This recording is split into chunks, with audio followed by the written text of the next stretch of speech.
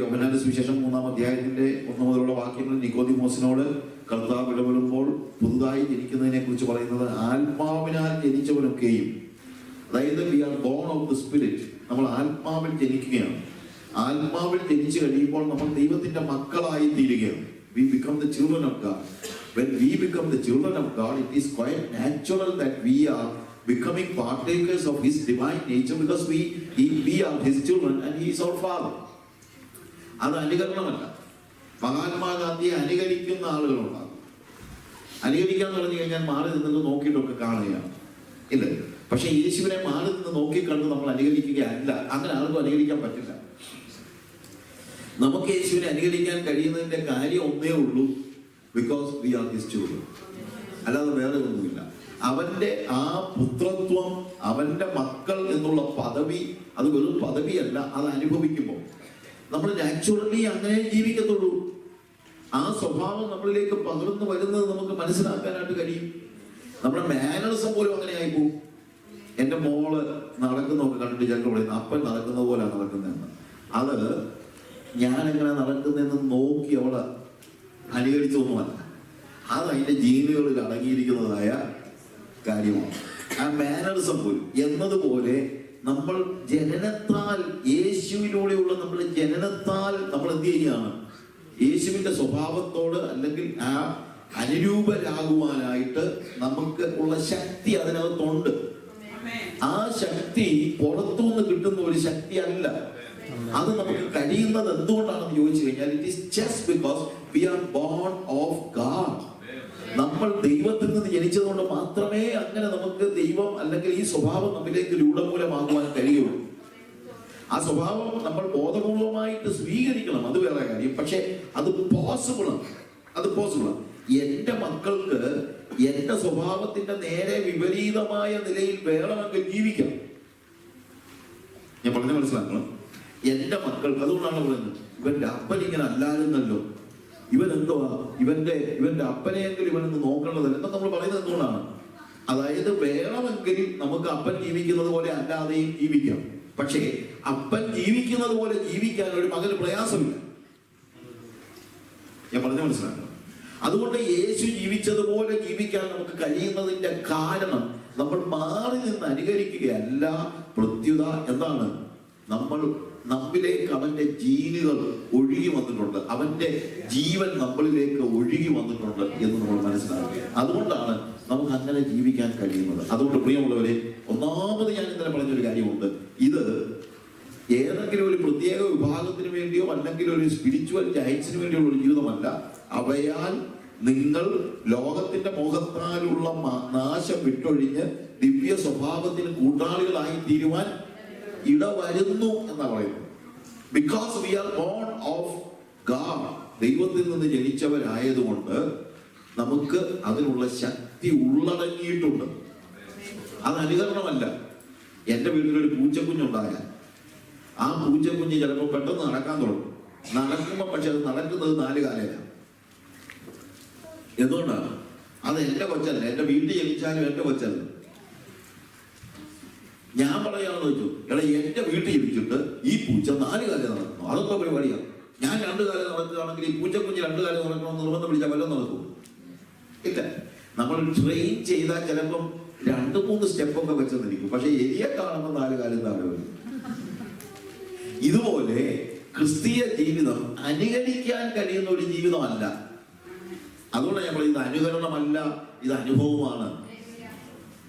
എനിക്ക് കുഞ്ഞുണ്ടാകുമ്പോൾ ആദ്യം നടക്കാൻ ഇച്ചിരി താമസമൊക്കെ ആയിരിക്കും. പക്ഷെ നടന്നു വരുമ്പോൾ അതിന്റെ ടെൻഡൻസി ആദ്യം ഇഴഞ്ഞൊക്കെ നടക്കുമായിരിക്കും. പക്ഷെ എപ്പോഴും കുഞ്ഞിന്റെ ആഗ്രഹവും ടെൻഡൻസിയും എങ്ങനെ നടക്കണമെന്നാ? അപ്പനെ പോലെ നടക്കണമെന്ന്.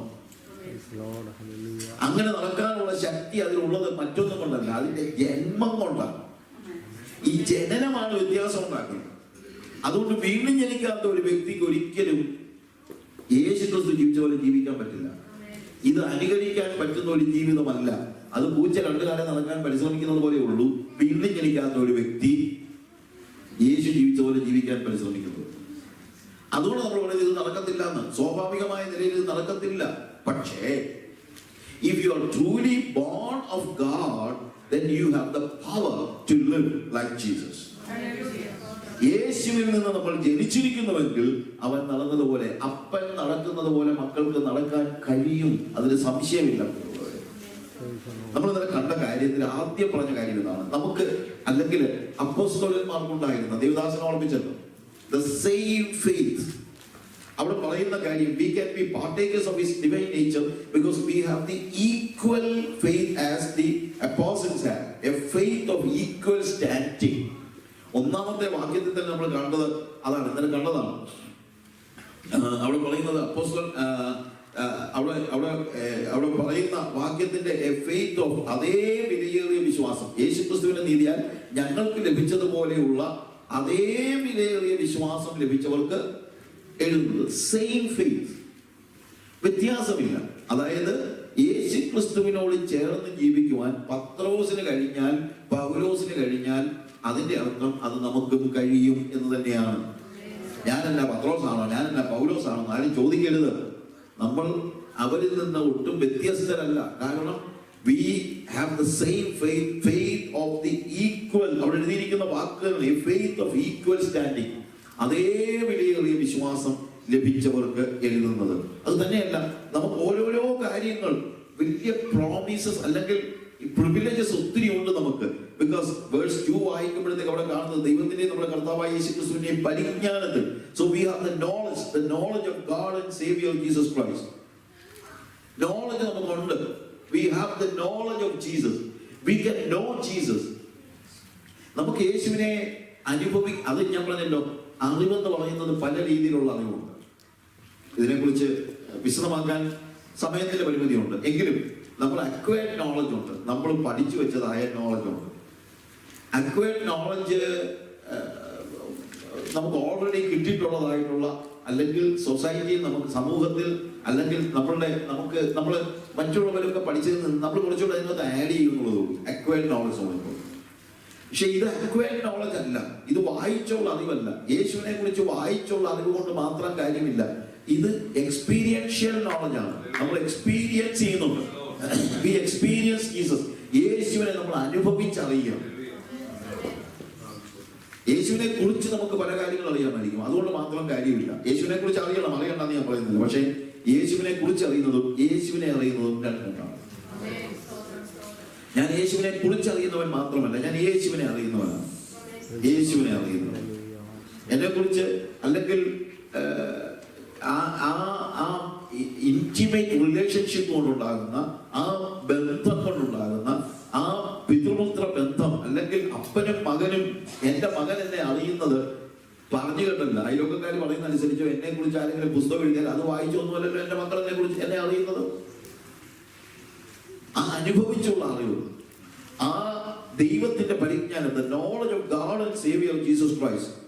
നമ്മുടെ കർത്താവായ ദൈവത്തിന്റെയും നമ്മുടെ രക്ഷിതാവായ യേശുക്രിസ്തുവിന്റെയും പരിജ്ഞാനത്തിൽ നിങ്ങൾക്ക് കൃപയും സമാധാനവും, we have knowledge of him, we have grace, we have peace. എന്താ നമുക്കില്ലാത്തത്?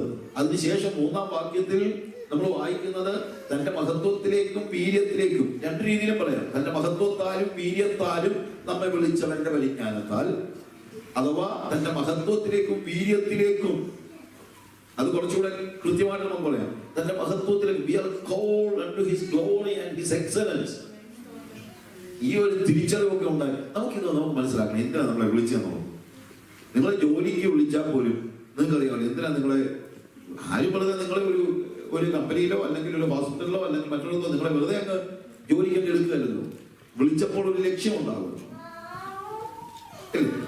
പക്ഷെ ഇവിടെ പറയുന്നത് അതല്ല, ഇത് ലൈഫാണ്, ദ ഹോൾ ലൈഫ്. ഇതൊരു ജോലി ചെയ്യുന്ന മാത്രമല്ല, നിങ്ങളുടെ ലൈഫിന് കർത്താവ് നമ്മളെ വിളിച്ചിരിക്കുന്ന ആ വിളി എന്തിനു വേണ്ടിയുള്ളതാണ്? ആ വിളി വെറുതെ കുതിരത്വത്തിൽ എങ്ങനെയെങ്കിലും ഒക്കെ ജീവിക്കാൻ വേണ്ടിയുള്ളതല്ല, അവന്റെ മഹത്വത്തിലേക്കും അവന്റെ എക്സലൻസിലേക്കുമാണ്. So we are called unto his glory and his excellence. അവന്റെ മഹത്വം, ഞാൻ ഇന്നലെ പറഞ്ഞല്ലോ, അവന് വേണ്ടിയാണ് നമ്മളെ അവൻ വിളിച്ചിരിക്കുന്നത്. ലോകത്തിലുള്ള എല്ലാത്തിനെയും ദൈവം സൃഷ്ടിച്ചത് മനുഷ്യന് വേണ്ടിയാണ്, പക്ഷെ മനുഷ്യനെ സൃഷ്ടിച്ചത് ദൈവത്തിന് വേണ്ടിയാണ്. എന്നെ അവൻ സൃഷ്ടിച്ചത് ദൈവത്തിന് വേണ്ടിയാണ്. എന്നെ സൃഷ്ടിച്ചത് അവനൊരു ലക്ഷ്യമുണ്ട്. അവനിൽ വളർന്ന് അവന്റെ മഹത്വത്തിൽ ഞാൻ വളരണം. അവന്റെ മഹത്വത്തിൽ അവന്റെ വീര്യത്തിൽ അഥവാ അവന്റെ എക്സലൻസിൽ ഞാൻ വളരണം. അതിനുവേണ്ടി അവൻ എന്ത് ചെയ്തിരിക്കുന്നു? അവന്റെ ദിവ്യ ശക്തി നമുക്ക് നൽകിയിരിക്കുന്നു. അല്ലാതെ പറ്റത്തില്ല. അവന്റെ മഹത്വത്തിലേക്കും വീര്യത്തിലേക്കും എന്നെ വിളിച്ചു. പക്ഷെ അവന്റെ മഹത്വത്തിലേക്കും വീര്യത്തിലേക്കും ഞാൻ വളരണമെങ്കിൽ അതിനാവശ്യമായിട്ടുള്ള ഡിവൈൻ പവറും അവൻ തന്നിട്ടുണ്ട്. തന്റെ മഹത്വത്തിലേക്കും വീര്യത്തിലേക്കും നമ്മെ വിളിച്ചവന്റെ പരിജ്ഞാനത്താൽ അവന്റെ ദിവ്യ ശക്തി, ഡിവൈൻ പവർ അവൻ നമുക്ക് തന്നിരിക്കുന്നു. ആ പവറ് നമ്മളെ എന്തിനു വേണ്ടിയുള്ളതാണ്? നമ്മളെ ജീവനും ഭക്തിക്കും വേണ്ടിയതൊക്കെയും. Life and godliness. Life is something that is within, and godliness is the expression of the life that we have inside. Life എന്ന് പറയുന്നത്, നമ്മുടെ ജീവൻ എന്ന് പറയുന്നത് നമ്മുടെ ഉള്ളിലുള്ള നിത്യജീവൻ, നമ്മൾ തന്നിരിക്കുന്നതായ നിത്യജീവൻ. ആ നിത്യജീവന്റെ എക്സ്പ്രഷനാണ് ഞാൻ പറയുന്നത്. നിത്യജീവൻ എന്ന് പറഞ്ഞു കഴിഞ്ഞാൽ ലഭിക്കാൻ പോകുന്ന ഒരു ജീവനെ കുറിച്ച് മാത്രമല്ല പറയുന്നത്. അതുകൊണ്ടാണ് യോഹന്നാന്റെ ലേഖനത്തിൽ പറയുന്നത്, നിങ്ങൾക്ക് നിത്യജീവൻ ഉണ്ട് എന്ന് നിങ്ങൾ അറിയേണ്ടതിനാണ് ഞാനിത് നിങ്ങൾക്ക് എഴുതിയിരിക്കുന്നത്. ഉണ്ടാകുമെന്നല്ല, ഉണ്ട്. You have eternal life. That is eternal. Eternal life is not a life that you will get when you die, but eternal life is a life that you have already given, so that even after your death you will live in that light. So that is the reason why we call it eternal. Eternal means it's not just something that happens after your death. നിങ്ങൾ മരിച്ചു കഴിഞ്ഞിട്ട് സംഭവിക്കുന്ന ഒരു കാര്യമല്ല നിത്യജീവൻ. അങ്ങനെയാണെങ്കിൽ നിത്യജീവനല്ല. നിത്യജീവൻ എന്ന് പറഞ്ഞു കഴിഞ്ഞാൽ when you get it, you start your eternal living, eternal life now, and death cannot withstand, or cannot be a hindrance for your ongoing eternal life. തുടർന്നുകൊണ്ടേ ഇരിക്കുന്ന ആ നിത്യജീവന് മരണം ഒരു തടസ്സമാകുന്നില്ല. ഹല്ലേലൂയ. ആ നിത്യജീവൻ, ആ ലൈഫ് ഇപ്പോ തന്നെ എനിക്കുണ്ട്. ആ ലൈഫ് ഞാൻ ഇവിടെ ജീവിക്കണം. Even in this world I am living that life. ആ ലൈഫ്, ആ നിത്യജീവൻ ഇവിടെ ജീവിക്കുമ്പോൾ അതിന്റെ എക്സ്പ്രഷനാണ് ഭക്തി എന്ന് പറയുന്നത്. Life is within, and of course godliness is the expression of the life that I have within. എന്റെ ഉള്ളിലുള്ള ജീവന്റെ ആ തുടിപ്പാണ് എന്റെ ഭക്തി എന്ന് പറയുന്നത്. എന്നാൽ ദൈവം എന്ത് ചെയ്തിരിക്കുന്നു? അവന്റെ ദിവ്യ ശക്തിയാൽ ഈ ജീവനും ഭക്തിക്കും ആവശ്യമായതെല്ലാം തന്നിരിക്കുന്നു. അവന്റെ ദിവ്യ ശക്തി കൊണ്ട് എനിക്ക് ഇപ്പോൾ തന്നെ ഒരു നിത്യ ജീവൻ ജീവിക്കാൻ കഴിയും. I can live this heavenly life, this eternal life, the holy life in this world, not when I die. ഞാൻ മരിച്ചു കഴിയുമ്പോഴല്ല ഞാനിത് അനുഭവിക്കുന്നത്, ഇപ്പോൾ തന്നെ ഞാനത് അനുഭവിക്കണം. നിത്യജീവൻ നമ്മളൊക്കെ അനുഭവിക്കണം. ആ നിത്യജീവൻ എന്നിൽ ഉണ്ടാകണം. കർത്താവ് പറഞ്ഞു, ഞാൻ വന്നത് അവർക്ക് ജീവൻ ഉണ്ടാകുവാനും അത് സമൃദ്ധിയായിട്ടുണ്ടാകുവാനുമാണ്. Why Jesus came to this world? Not to give me a life when I die. Of course I get it, because I told you death is not a hindrance for the life that I already have in this world. ഇപ്പൊ തന്നെ എനിക്ക് ലഭിച്ചിരിക്കുന്ന ഈ നിത്യ ജീവന് മരണം ഒരു തടസ്സമാകുന്നില്ല. പക്ഷേ കർത്താവ് വന്നത് എനിക്ക് നിത്യ ജീവൻ തരാനാണ്. അത് ഇവിടെ തന്നെ തരാനാണ്. ആ ജീവൻ ജീവിക്കണമെങ്കിൽ എനിക്ക് ദിവ്യശക്തി വേണം. എന്റെ പഴയ ജഡത്തിൽ എനിക്കത് ജീവിക്കാൻ കഴിയില്ല. കാര്യം പഴയ ജഡം എന്ന് പറയുന്നത് അതിനകത്ത് മരണമാണ് വാഴുന്നത്. ജഡത്തിൽ വാഴുന്നത്, ജഡത്തിന്റെ ചിന്ത മരണം. ഞാൻ ജഡത്തെ അനുസരിച്ച് നടക്കുന്നുവെങ്കിൽ നിങ്ങൾ മരിക്കും നിശ്ചയം. അതുകൊണ്ടാണ് ഇവിടെ പറയുന്നത് ലോകത്തിന്റെ മോഹത്താലുള്ള നാശം വിട്ടൊഴിഞ്ഞു. ലോകത്തിന്റെ മോഹം നാശം. അപ്പോൾ അങ്ങനെയുള്ള ലൈഫ് നമ്മൾ ജീവിച്ചേ പറ്റൂ. അതാണ് നമ്മുടെ മുമ്പിലുള്ളതായ ഈ ജീവൻ. He has called us into his glory and excellence. ആ ജീവിതം ജീവിക്കുവാൻ നമുക്ക് ആവശ്യമായിട്ടുള്ള എല്ലാ പവറും, ഡിവൈൻ പവർ നമുക്ക് തന്നിട്ടുണ്ട്. അതിന്റെ കൂട്ടത്തിൽ പ്രോമിസസ് ഇഷ്ടം പോലെ തന്നിട്ടുണ്ട് കർത്താവ്. അവിടെ എഴുതിയിരിക്കുന്നത് അവയാൽ നമുക്ക് വിലയേറിയതും അതിമഹത്വമായ വാഗ്ദത്തങ്ങളും നൽകിയിരിക്കുന്നു. ഇന്നലെ ഞാൻ പറഞ്ഞു ചില വാഗ്ദത്തങ്ങൾ. First of all it is eternal life and we have the Holy Spirit. ഇതൊക്കെ എന്തിനാണെന്നറിയാമോ? നമ്മളെ ഈ ദിവ്യ സ്വഭാവത്തിന് കൂട്ടാളികളാകാൻ നമ്മളെ സഹായിക്കുന്നതാണ് ഇതെല്ലാം. അതിനുള്ള ദിവ്യ ശക്തിയാണ് and his divine presence. At the same time ഞാൻ ഇന്നലെ പറഞ്ഞല്ലോ ഇതിന്റെ ഒരു ഓപ്പോസിറ്റ് പവർ ഉണ്ട്. അതാണ് പാഷൻസ് ഓഫ് ദിസ് വേൾഡ്.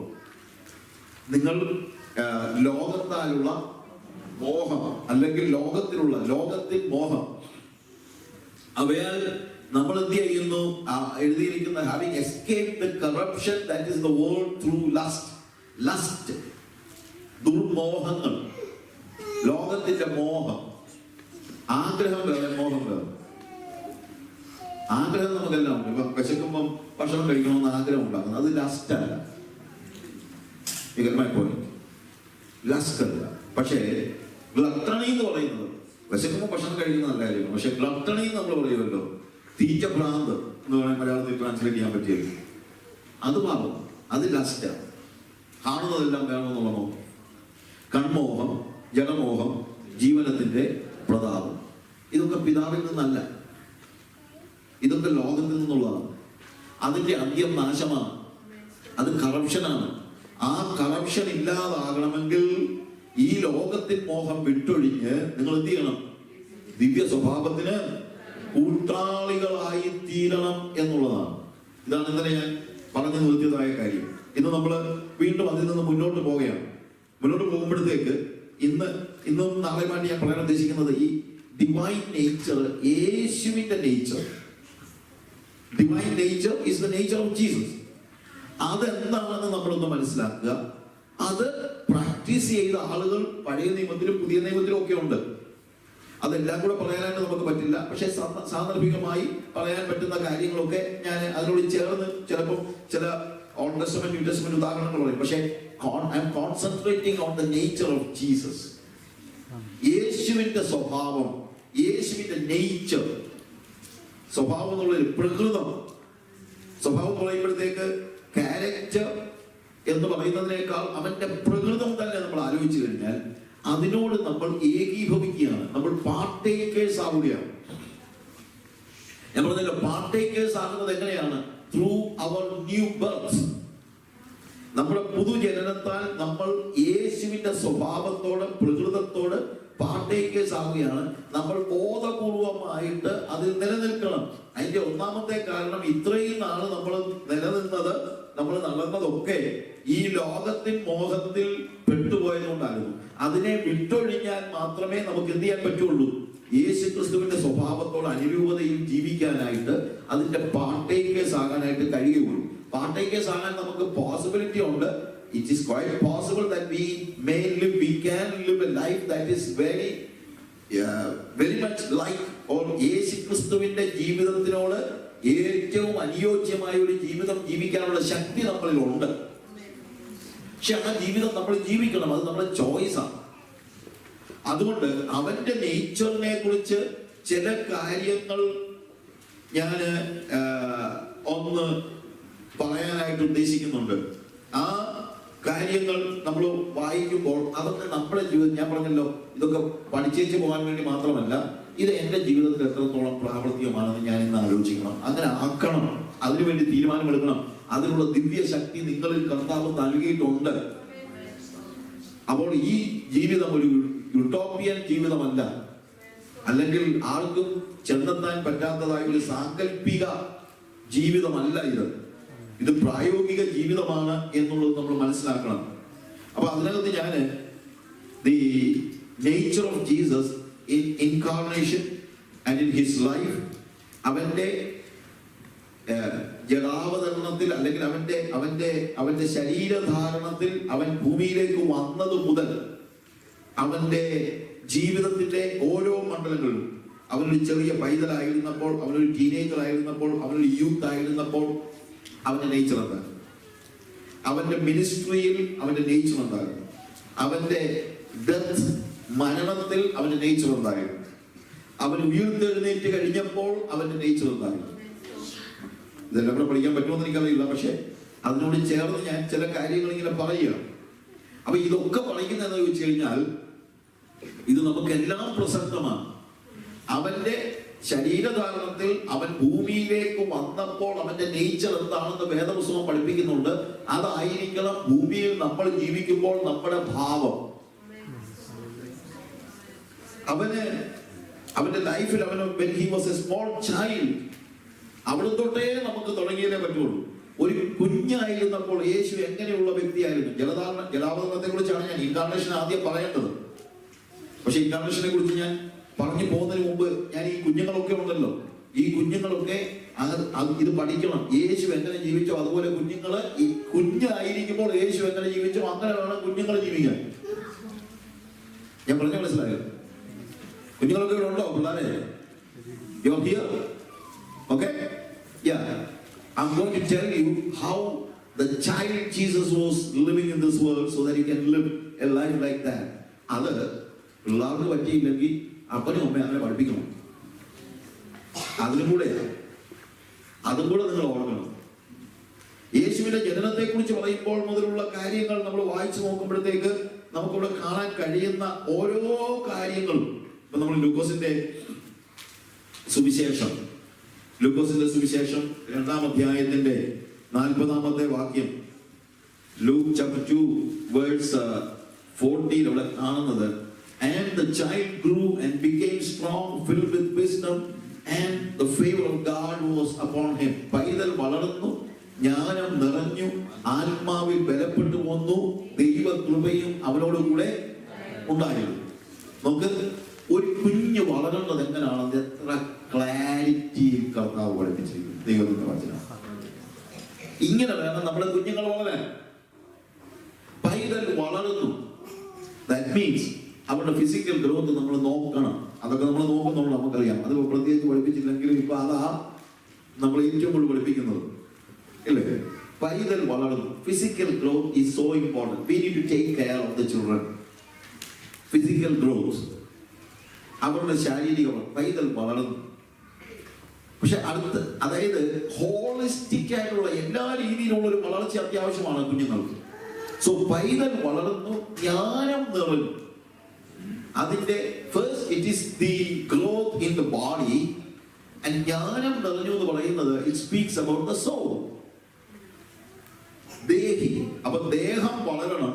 പക്ഷെ ദേഹം മാത്രം വളർന്നാൽ പോരാ, ദേഹിയും വളരണം. ജ്ഞാനം നിറഞ്ഞു എന്ന് പറയുന്നത് അതിന്റെ ബൗദ്ധികമായും ബുദ്ധിപരമായും മറ്റുള്ള കാര്യങ്ങളിലൊക്കെ ഭയങ്കരമായിട്ട് അത് യേശുവിന് ആ ജ്ഞാനത്തിനുള്ള വളർച്ച, ബുദ്ധിപരമായ വളർച്ച. നമ്മുടെ കുഞ്ഞുങ്ങൾക്കും അതുപോലെ തന്നെ ശരീരത്തിലെ വളർച്ച മാത്രം പോരാ, എന്തുകൂടെ വേണം? ബുദ്ധിപരമായ വളർച്ചയും വേണം. ബൗദ്ധികമായ കാര്യങ്ങൾ കുഞ്ഞുങ്ങളെ പഠിപ്പിക്കണം. അത് ബാലൻസ്ഡ് ആയിരിക്കണം. എന്റർടൈൻമെന്റ് മാത്രം പോരാ പിള്ളേർക്ക്. നമ്മൾ ഇന്ന് കൊടുക്കുന്നത് ഫിസിക്കൽ ഗ്രോത്തിനെ കുറിച്ചുള്ള കാര്യങ്ങളൊക്കെ നമ്മൾ കുത്തിത്തീറ്റിക്കും പിള്ളേരെ. എന്തെങ്കിലുമൊക്കെ തീറ്റി എന്നിട്ട് പറയും, ഓ അവനൊന്നും കഴിക്കത്തില്ല, അവന് വിശപ്പില്ല ബ്രദറെ, പ്രത്യേകം പ്രാർത്ഥിക്കണം, കുഞ്ഞിന് വിശപ്പില്ല. ഞാൻ ചോദിച്ചു, വിശക്കാനുള്ള ഒരു സാഹചര്യം പോലും കൊച്ചിന് കൊടുക്കുന്നില്ല. 2 മണിക്കൂർ കൊടുക്കുമ്പോൾ ഭക്ഷണം കുത്തിക്കറ്റി കഴിഞ്ഞാൽ പിന്നെ ഏത് കൊച്ചിനാണ് വിശക്കുന്നത്? 2 ദിവസം ഒന്ന് ഭക്ഷണം കൊടുക്കാതിരുന്ന് നോക്ക്, അന്നേരം അറിയാൻ കൊച്ചിന് വിശപ്പുണ്ടോ ഇല്ലയോ. 2 ദിവസം വേണ്ട, ഒരു നേരം ഭക്ഷണം കൊടുത്തില്ലെങ്കിൽ കൊച്ചിന് വിശപ്പുണ്ടോ ഇല്ലെന്ന് അറിയാം. വിശപ്പില്ല എന്ന് പറയുന്നത് നിങ്ങൾ വിശക്കാൻ അനുവാദം കൊടുത്തിട്ടില്ലല്ലോ കൊച്ചിന്, ഉണ്ടോ? അത് മുമ്പേ തന്നെ അടുത്ത ഫുഡൊന്നും എല്ലുമല്ലേ, വിശക്കാനൊരു അവസരം കൊടുത്തു പോകും, അന്നേരം അറിയാൻ കൊച്ചിന് വിശപ്പുണ്ടോ ഇല്ലയോ. തീർച്ചയായും പിള്ളേർക്ക് വിശപ്പുണ്ട്. അതിന് വിശക്കുന്നതിനുള്ള ഫുഡാണ് കൊടുക്കേണ്ടത്. അതിന്റെ ശാരീരികമായ വളർച്ചയ്ക്ക് ആവശ്യമായ ഫുഡാണ് കൊടുക്കേണ്ടത്. അല്ലാതെ അത് കരയുന്നതിനനുസരിച്ചുള്ള ഫുഡല്ല കൊടുക്കേണ്ടത്. എല്ലാവർക്കും ഒന്നും ഇഷ്ടപ്പെടുമെന്ന് എനിക്ക് അറിയത്തില്ല. പക്ഷേ ചിലപ്പോൾ പിള്ളേർക്ക് ഒരുപാട് ദേഷ്യം തോന്നുമായിരിക്കും. എന്തോ ചെയ്യാന് ദേഷ്യം തോന്നുന്നു പറഞ്ഞിട്ട് കാര്യമുള്ളൂ. കുഞ്ഞുങ്ങൾക്ക് ഫുഡ് കൊടുക്കേണ്ടത് എന്ന് വെച്ചുകൊണ്ട് ശാഖപദാർത്ഥം കൊടുക്കണമെന്നും പറയാൻ പറയുന്നത്, ടേസ്റ്റി ആയിട്ടുള്ള ഫുഡ് കൊടുക്കും. പക്ഷെ വേറെ കാര്യമുണ്ട്, കരയുന്നതിനനുസരിച്ചുള്ള ഫുഡ് കൊടുക്കരുത്. കാര്യം എന്തിനു വേണ്ടിയാണിത്? വളർച്ചയ്ക്കാണ്. We are giving food so that the child may grow.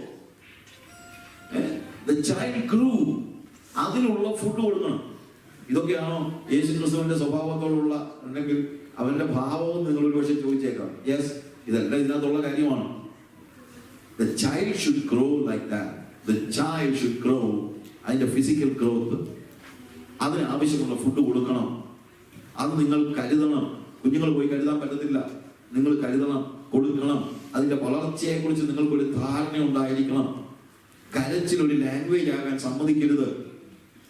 എന്റെ വീട്ടിൽ ഞാൻ പിള്ളേരെ വളർത്തിയപ്പോൾ ആദ്യത്തെ പിള്ളേരെ പറഞ്ഞൊരു കാര്യമുണ്ട്: എന്തെങ്കിലും ഒരു കാര്യത്തിന് വേണ്ടി കരഞ്ഞാൽ that is the end of it, you are not going to get it. മാനമര്യാദയ്ക്ക് വർത്താനം പറഞ്ഞാൽ സമ്മതിച്ചു. മാനമര്യാദയ്ക്ക് വന്നിട്ട് എനിക്ക് ഇന്നത് വേണം എന്ന് പറഞ്ഞു കഴിഞ്ഞാൽ വാങ്ങിച്ചു കൊടുക്കും. മാനമര്യാദയ്ക്ക് വന്ന് വർത്താനം പറഞ്ഞാൽ അതിന് ആവശ്യമുള്ള ആളെ വാങ്ങിച്ചു കൊടുക്കും. ഞാനല്ല വാങ്ങിച്ചു കൊടുക്കും, നിലവിലെ വാങ്ങിച്ചു കൊടുക്കും. പക്ഷേ കരഞ്ഞാൽ തീർന്നു. കരച്ചിലൊരു ലാംഗ്വേജ് ആക്കാൻ ഞാൻ എൻ്റെ വീട്ടിൽ കുഞ്ഞുങ്ങളെ അനുവദിച്ചിട്ടില്ല. 3 വളർത്തിയിട്ടായി പറയുന്നത്. സോ കരച്ചിൽ ഒരിക്കലും പിള്ളേർ ലാംഗ്വേജ് ആക്കാൻ സമ്മതിക്കുന്നു. അതായത് കാര്യം സാധിക്കാൻ കരയുന്ന ഒരു പരിപാടി അത് തുടങ്ങിയാൽ നിങ്ങളുടെ ജീവിതത്തിൽ കുഞ്ഞിനെ നിങ്ങൾക്ക് സംതൃപ്തമായി വളർത്താൻ യേശു വളർന്നതുപോലെ വളർത്തുന്നു. യേശു വളർന്നതുപോലെ വേണം നമ്മുടെ പിള്ളേര് വളരാൻ. അതുപോലെ ജ്ഞാനം നിറഞ്ഞു. ജ്ഞാനം എന്ന് പറയുമ്പോൾ it is knowledge, it is not just entertainment. ഇന്ന് കുഞ്ഞുങ്ങൾക്ക് നമ്മൾ കൊടുക്കുന്നത് നോളജ് അല്ല, എന്റർടൈൻമെന്റ് മാത്രമാണ്. ഇതിനെ ഏതെങ്കിലും ഒരു മുറിക്കകത്തോട്ട് ടി വി ഉള്ള ഒരു മുറിക്കകത്തോട്ട് കാർട്ടൂൺ എന്ന് പറഞ്ഞൊരു സാധനവും തുറന്നു വെച്ചിട്ട് നിങ്ങൾ അതിനെ അതിനകത്ത് പൂട്ടിയേക്കുക. എന്നിട്ട് ഇത് കാണുന്നത് മുഴുവൻ എന്താ? നിങ്ങളൊന്ന് ആലോചിച്ച് നോക്കി. ഈ ക്രൈം അല്ലേ കാണുന്നത് മുഴുവൻ? അത് ബ്രദറെ, കുഞ്ഞ് കാർട്ടൂൺ മാത്രമേ കാണുന്നുള്ളൂ. കാർട്ടൂൺ എന്താ മോശമല്ലെന്നാണ് നിങ്ങളുടെ ചിന്ത?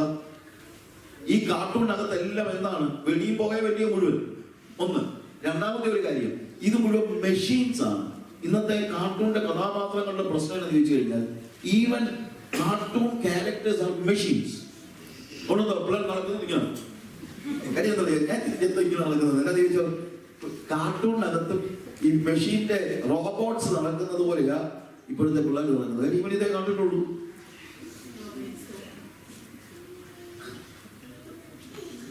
I'm not joking. ചിലപ്പോൾ പിള്ളേർക്ക് ഇത് എനിക്ക് ഇഷ്ടപ്പെടുമെന്ന് കേൾക്കുന്നില്ല. But this is what is happening. പിള്ളേർക്ക് കൊടുക്കേണ്ടത് ജ്ഞാനമാണ്. ഇതിൽ നിന്ന് എന്ത് ജ്ഞാനം അവർക്ക് കിട്ടും? ഇതിൽ നിന്ന് കിട്ടുന്ന ജ്ഞാനം എന്താണെന്ന് അറിയാമോ? വെടിവെക്കണം, കൊല്ലണം, തല്ലണം, ഇടിച്ച് പരത്തണം. അങ്ങനെയാണല്ലോ. ഇടിച്ചപ്പോ പരത്ത്, ആരുടെ മുന്നിൽ കയറണം. ഇപ്പൊ ഗെയിമിന്റെ കാര്യം ഒന്ന് ആലോചിച്ചു. ഗെയിമിനകത്ത് എന്താണ് പഠിപ്പിക്കുന്നത്? You should be ahead of everybody. ഗെയിമിനകത്ത് ആരെങ്കിലും മറ്റൊരാളെ സഹായിക്കാൻ വേണ്ടി ഒന്ന് മാറി കൊടുക്കുന്നുണ്ടോ? ഉണ്ടോ? ഇല്ല. കാര്യം ആരെയും മുന്നേ കയറ്റത്തില്ല.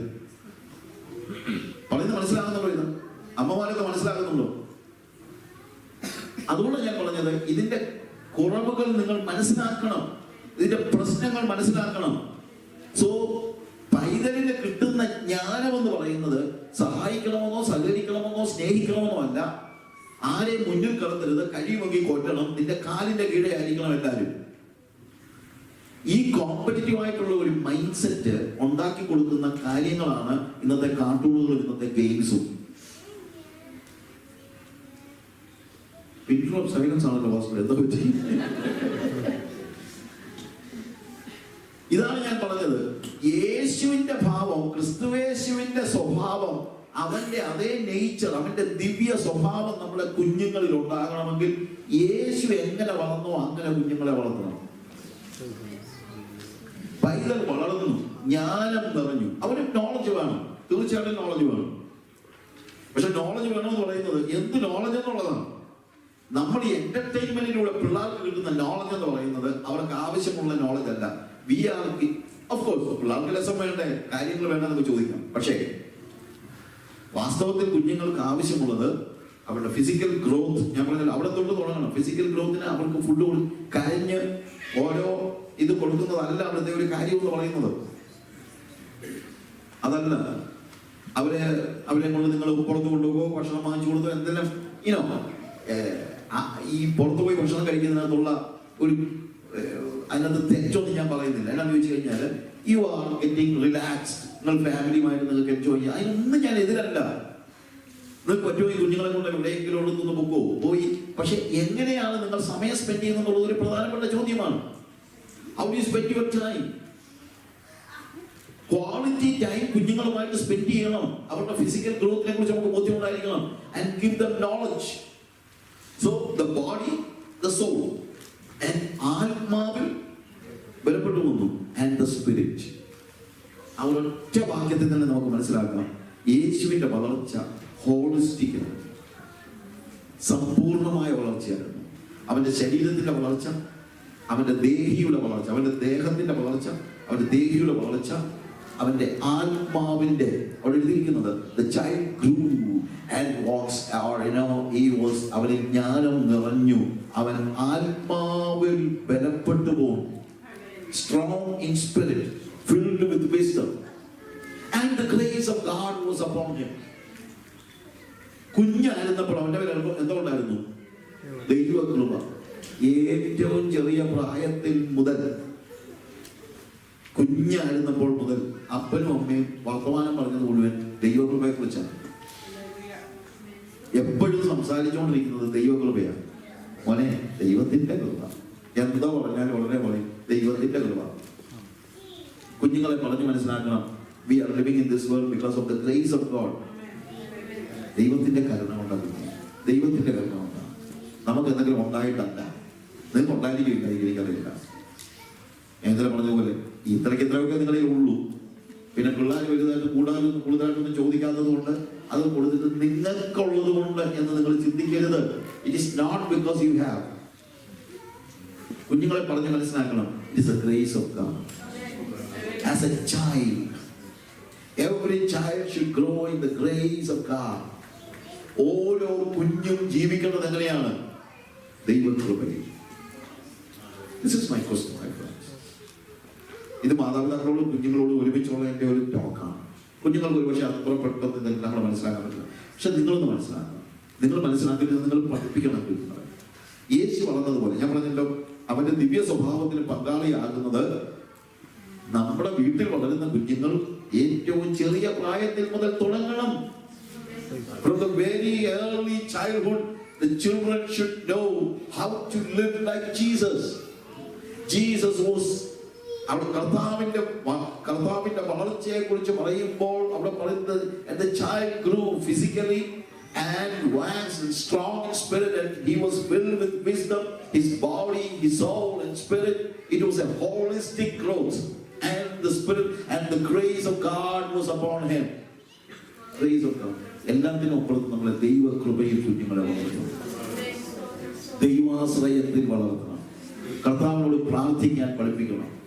ഓരോ ദിവസവും നിങ്ങളുടെ കുഞ്ഞ് സ്കൂളിൽ പോവാണെങ്കിൽ പ്രാർത്ഥിച്ചേ വിടാം. പോകുന്നതിന് മുമ്പ് കുഞ്ഞുങ്ങൾ വന്നു നിങ്ങളുടെ അടുത്ത് വന്ന് ഒന്ന് കെട്ടിപ്പിടിച്ച് പ്രാർത്ഥിക്കും, ഒന്ന് ചേർത്ത് പിടിച്ച് ഒന്ന് പ്രാർത്ഥിച്ചു. നിങ്ങളുടെ ജീവിതം, പിള്ളേരുടെ ജീവിതം വ്യത്യാസമാകുന്നത് നിങ്ങൾക്ക് കാണാൻ പറ്റും.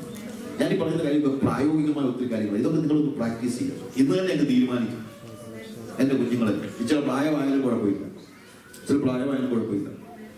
പോസ്റ്റ് ഗ്രാജുവേഷൻ പഠിക്കുന്ന എൻ്റെ മോളും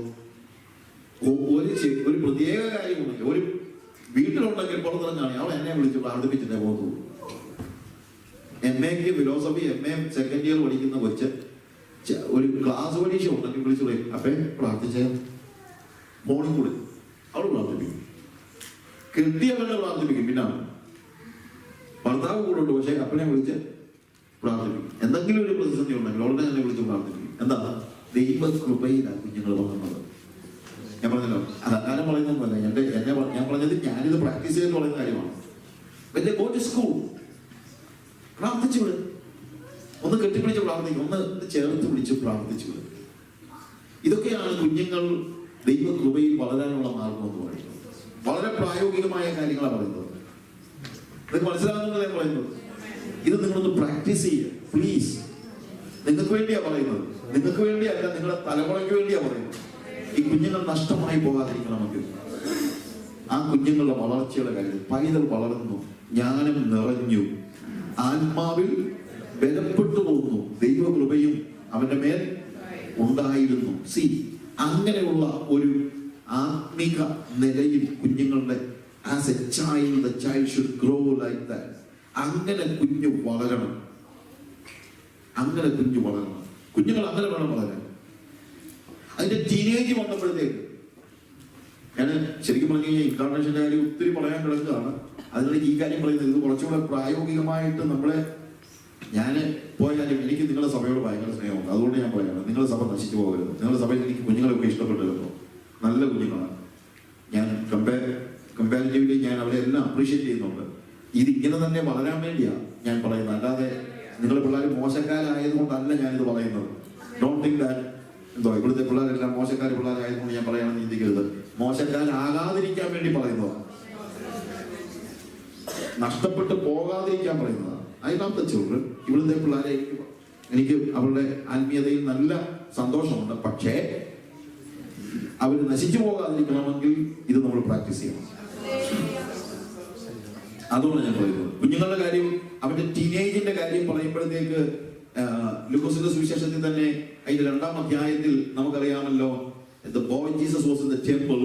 അവന് 12 വയസ്സുണ്ടായിരുന്നപ്പോൾ അവൻ ദേവാലയത്തിൽ, 12 വയസ്സ് ടീനേജിലൊക്കെ കടക്കുന്നതിന് മുമ്പുള്ള ടീനേജിലൊക്കെ കടക്കുകയാണല്ലോ, റൈറ്റ്?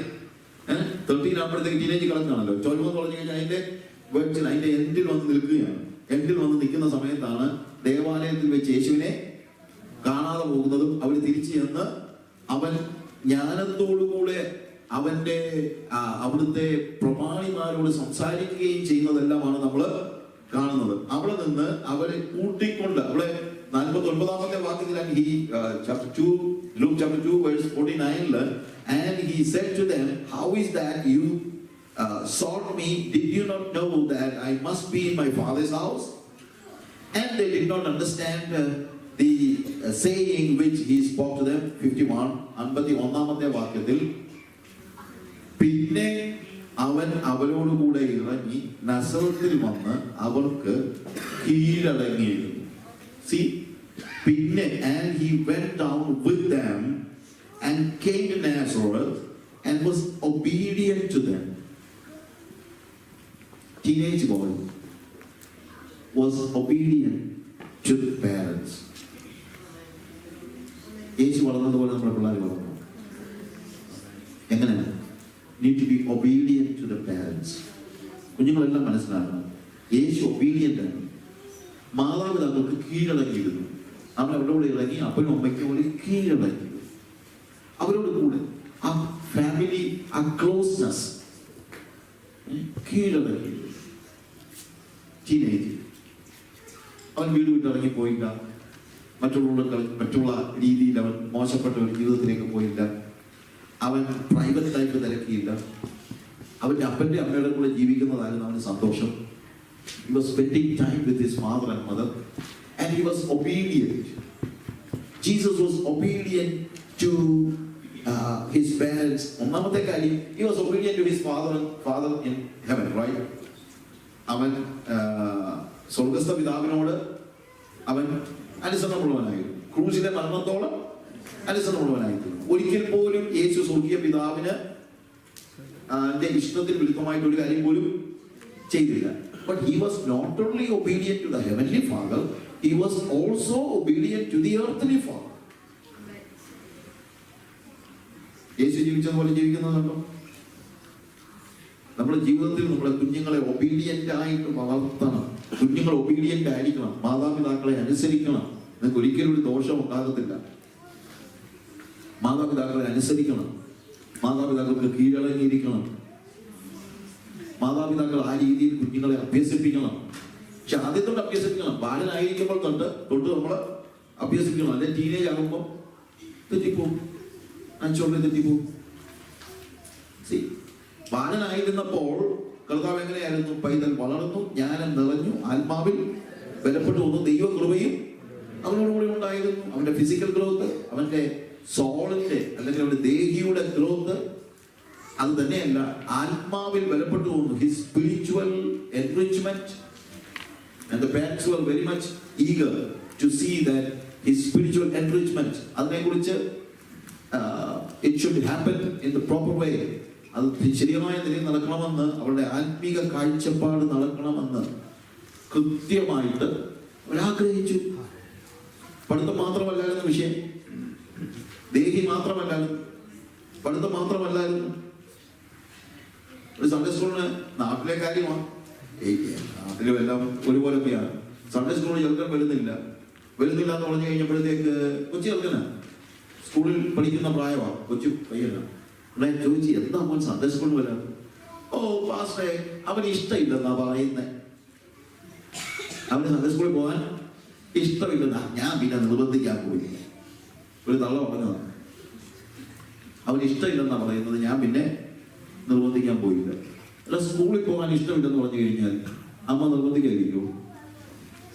ചെറുപ്പം പറയും, എനിക്ക് സ്കൂളിൽ പോകുന്ന ഇഷ്ടമല്ല. എന്നാ മോൻ പോകണ്ട കുഞ്ഞെ എന്ന് ഏതെങ്കിലും അമ്മ പറയൂ? അത് പറയത്തില്ല. സ്കൂളിൽ പോകുന്നത് നിർബന്ധമാണ്, സൺഡേ സ്കൂളിൽ പോകുന്നത് നിർബന്ധമല്ല. ക്ലാസ് പരീക്ഷയ്ക്ക് പഠിക്കുന്ന ചെറുക്കന് വേണ്ടി ക്ലാസ് പരീക്ഷ, ഇതൊന്നും ഫൈനൽ എക്സാമിനെ ഒന്നും ബാധിക്കുന്നൊന്നുമല്ല. ക്ലാസ് പരീക്ഷയ്ക്ക് വേണ്ടി ഉപവാസം എടുത്ത് പ്രാർത്ഥിക്കുന്ന വെള്ളമാണ്. എന്താ സിസ്റ്ററെ കഴിക്കാതെ? ഓ ഞാൻ ഉപവാസമാണ്. എന്താ ഉപവാസം? കുഞ്ഞിന്റെ പരീക്ഷയാണ്. കുഞ്ഞിന്റെ പരീക്ഷ മാർച്ചിലുണ്ട്, ഇപ്പോഴെന്തോ ഉപവാസം? ഇല്ല, ക്ലാസ് പരീക്ഷ. ഈ ക്ലാസ് പരീക്ഷയ്ക്ക് ഉപവാസം എടുക്കുന്ന ഈ തള്ള സൺഡേ സ്കൂളിന്റെ പരീക്ഷയ്ക്കും, സൺഡേ സ്കൂളിന്റെ പരീക്ഷ നടക്കുന്നോ ഇല്ലയോ എന്ന് പോലും ഈ തള്ളയ്ക്ക് അറിയത്തില്ല. എങ്ങനെയാണ് നമ്മൾ കുഞ്ഞുങ്ങളെ വളർത്തുന്നത്? ആലോചിച്ച് നോക്കണം. ഈ കുഞ്ഞ് ആത്മസ്നാനം പ്രാപിക്കണമെന്ന് പറഞ്ഞ് ഒരിക്കലെങ്കിലും നിങ്ങൾ ഉപവാസം കൊടുത്തിട്ടുണ്ടോ? എന്റെ കുഞ്ഞ് പരിശുദ്ധാത്മസ്നാനം പ്രാപിക്കണം എന്ന് പറഞ്ഞ ഒരിക്കലെങ്കിലും നിങ്ങൾ ഉപവാസം കൊടുക്കും.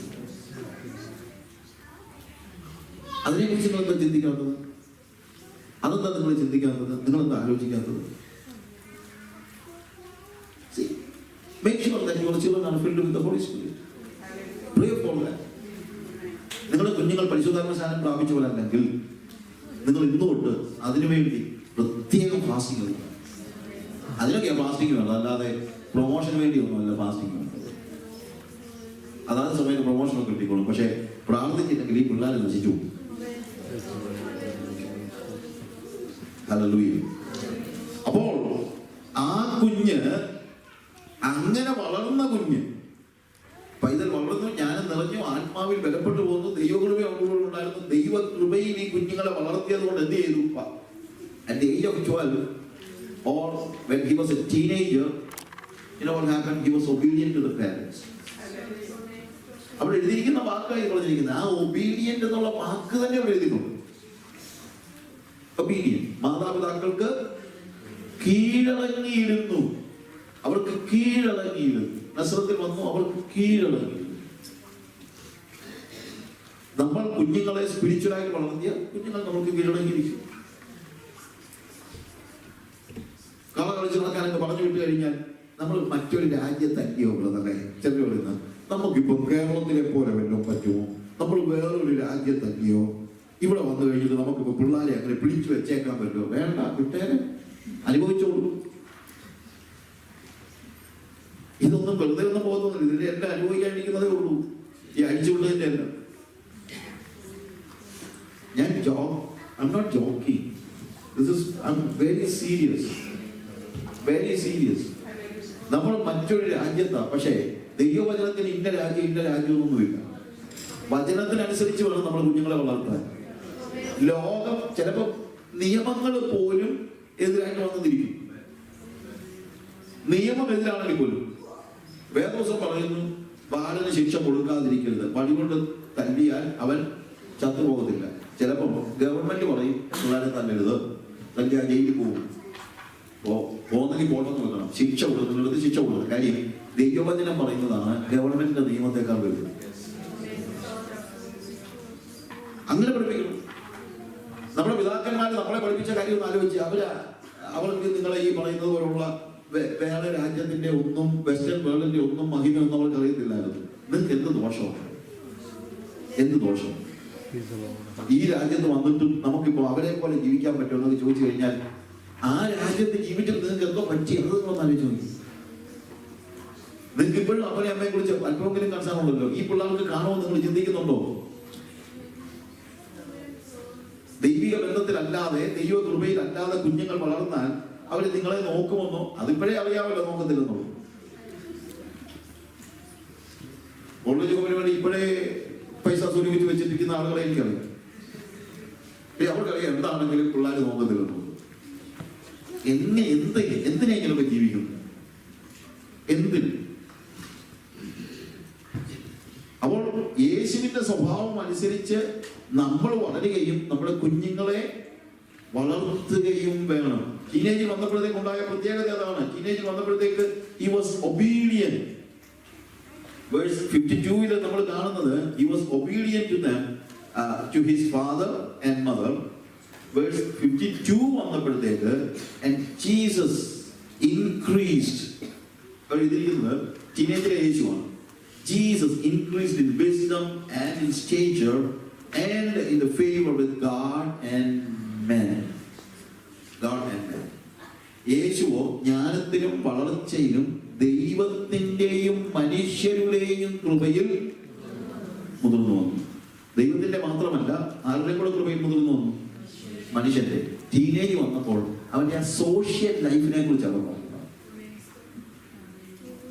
യേശു ഒരു സെക്യൂർഡായിട്ട് എവിടെയെങ്കിലും ഒറ്റയ്ക്ക് ഇരിക്കുകയൊന്നും അല്ലായിരുന്നു. അവൻ മനുഷ്യന്റെ കൃപയിൽ, ദൈവത്തിന്റെ കൃപയിൽ മുതിർന്നു എന്നുള്ളത് ശരി, പക്ഷെ മനുഷ്യരുമായിട്ടുള്ള അവന്റെ ഇടപെടൽ. നമ്മുടെ കുഞ്ഞുങ്ങളൊക്കെ എത്രത്തോളം മനുഷ്യരുമായിട്ടുള്ള ഒരു റിലേഷൻ ഉണ്ട്? നിങ്ങളുടെ കുഞ്ഞുങ്ങളെ കാര്യം നിങ്ങൾ തന്നെ ആലോചിച്ചു.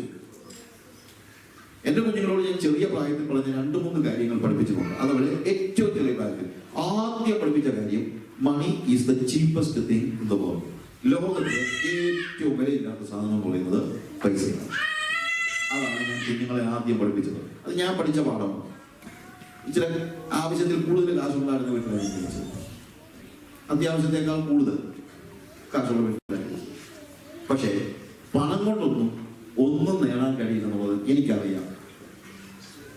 പണം കൊണ്ട് ഇത്ര കാര്യങ്ങൾ നേടാം. പണമല്ല ഏറ്റവും വലിയ കാര്യം. Money is the cheapest thing in the world. And in human way, if there is something very important, it is a relationship. ഇതാണ് ഞാൻ കുഞ്ഞുങ്ങളെ പഠിപ്പിച്ച അടുത്ത കാര്യം, റിലേഷൻഷിപ്പ്. മറ്റുള്ളവരോടുള്ള ഇടപെടലുകൾ, മറ്റുള്ളവരോടുള്ള ബന്ധം, മനുഷ്യനുമായിട്ട് ബന്ധം വേണമെന്ന് ഞാൻ കുഞ്ഞുങ്ങളെ പഠിപ്പിച്ചു.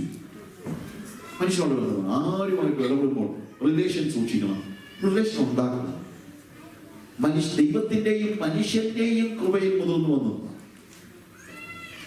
മനുഷ്യന്റെ, ദൈവത്തിന്റെ മാത്രമല്ല, ആരുടെയും കൂടി മനുഷ്യന്റെ. ഇപ്പോഴത്തെ പിള്ളേർ ആരോടും ഇടപെടത്തില്ലല്ലോ. അവന്റെ ഫ്രണ്ട്സ് കുറച്ചെണ്ണം കാണുമായിരിക്കും, അവരുമായിട്ട് കുറച്ച് സമയം, ബാക്കിയുള്ള സമയം മുഴുവൻ തോണ്ടിക്കൊണ്ടിരിക്കും. ആരുമായിട്ട്, മനുഷ്യനുമായിട്ട് ബന്ധമൊന്നുമില്ലല്ലോ. അവന്റെ മൊബൈൽ ഫോണും അവന്റെ ലാപ്ടോപ്പും അവന്റെ അംഗീകാരം, ഇതല്ലാതെ വേറെ ബന്ധങ്ങളൊന്നും ഇല്ലല്ലോ. മനുഷ്യനുമായിട്ട് എന്ത് ബന്ധമായി പിള്ളേർക്കുള്ളത്? ഇതൊക്കെ നമ്മൾ പറയുന്നത് യേശു ജീവിച്ച, അല്ലെങ്കിൽ യേശുവിന്റെ നേച്ചർ നമ്മുടെ കുഞ്ഞുങ്ങളിൽ ടീനേജിൽ ഉണ്ടാക്കി കൊടുക്കണമെങ്കിൽ നമ്മൾ പഠിക്കണം, നമ്മൾ അത് കാണിച്ചു കൊടുക്കണം.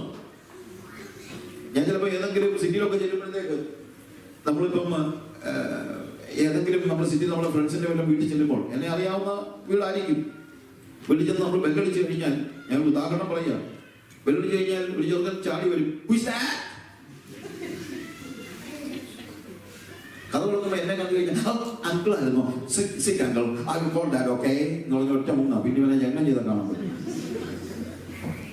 അവന്റെ റിലേഷൻ തോന്നും, അവന്റെ ലോകത്തിലേക്ക് കയറി. എന്നാൽ എങ്ങനെയുണ്ട്, എന്താണ്, ഒരു കാര്യം ഈ പിള്ളേർ ചോദിക്കുന്നില്ല. ഞാൻ എല്ലായിടത്തെയും കാര്യമല്ല പറയുന്നത്, ഇന്നത്തെ പൊതുവേ ഉള്ളൊരു കാര്യമാണ്.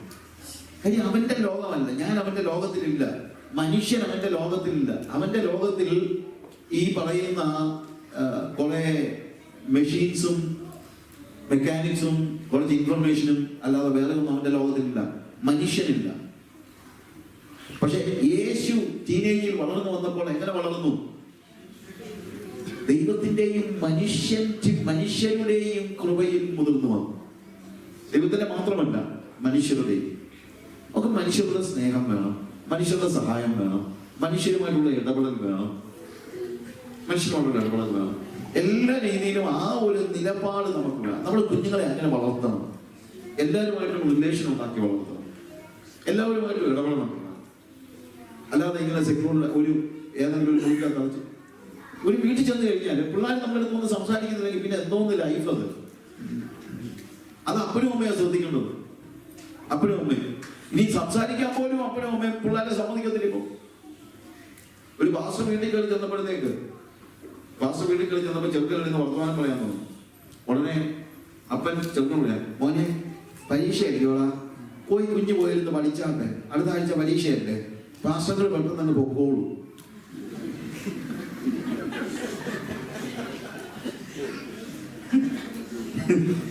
സംഗതി തീർന്നുണ്ട്. പിന്നെ നമുക്കവിടെ നിൽക്കാൻ പറ്റുമോ? പരീക്ഷയല്ലേ മോനാ, അത് എന്നാ അടുത്ത ആഴ്ച പരീക്ഷയ്ക്കോ, കുഞ്ഞങ്ങ് പോയാട്ടെ, പാസ്റ്റർ പെട്ടെന്ന് പൊക്കോളൂ. ആ ചെറുക്കൻ പിന്നെ എങ്ങനെ ബന്ധപ്പെടും? നിങ്ങളായി പിള്ളേരെ നശിപ്പിക്കുന്നത്, അല്ലാതെ പിള്ളേരുടെ കുഴപ്പമൊന്നും അല്ലേ തോന്നുന്നു.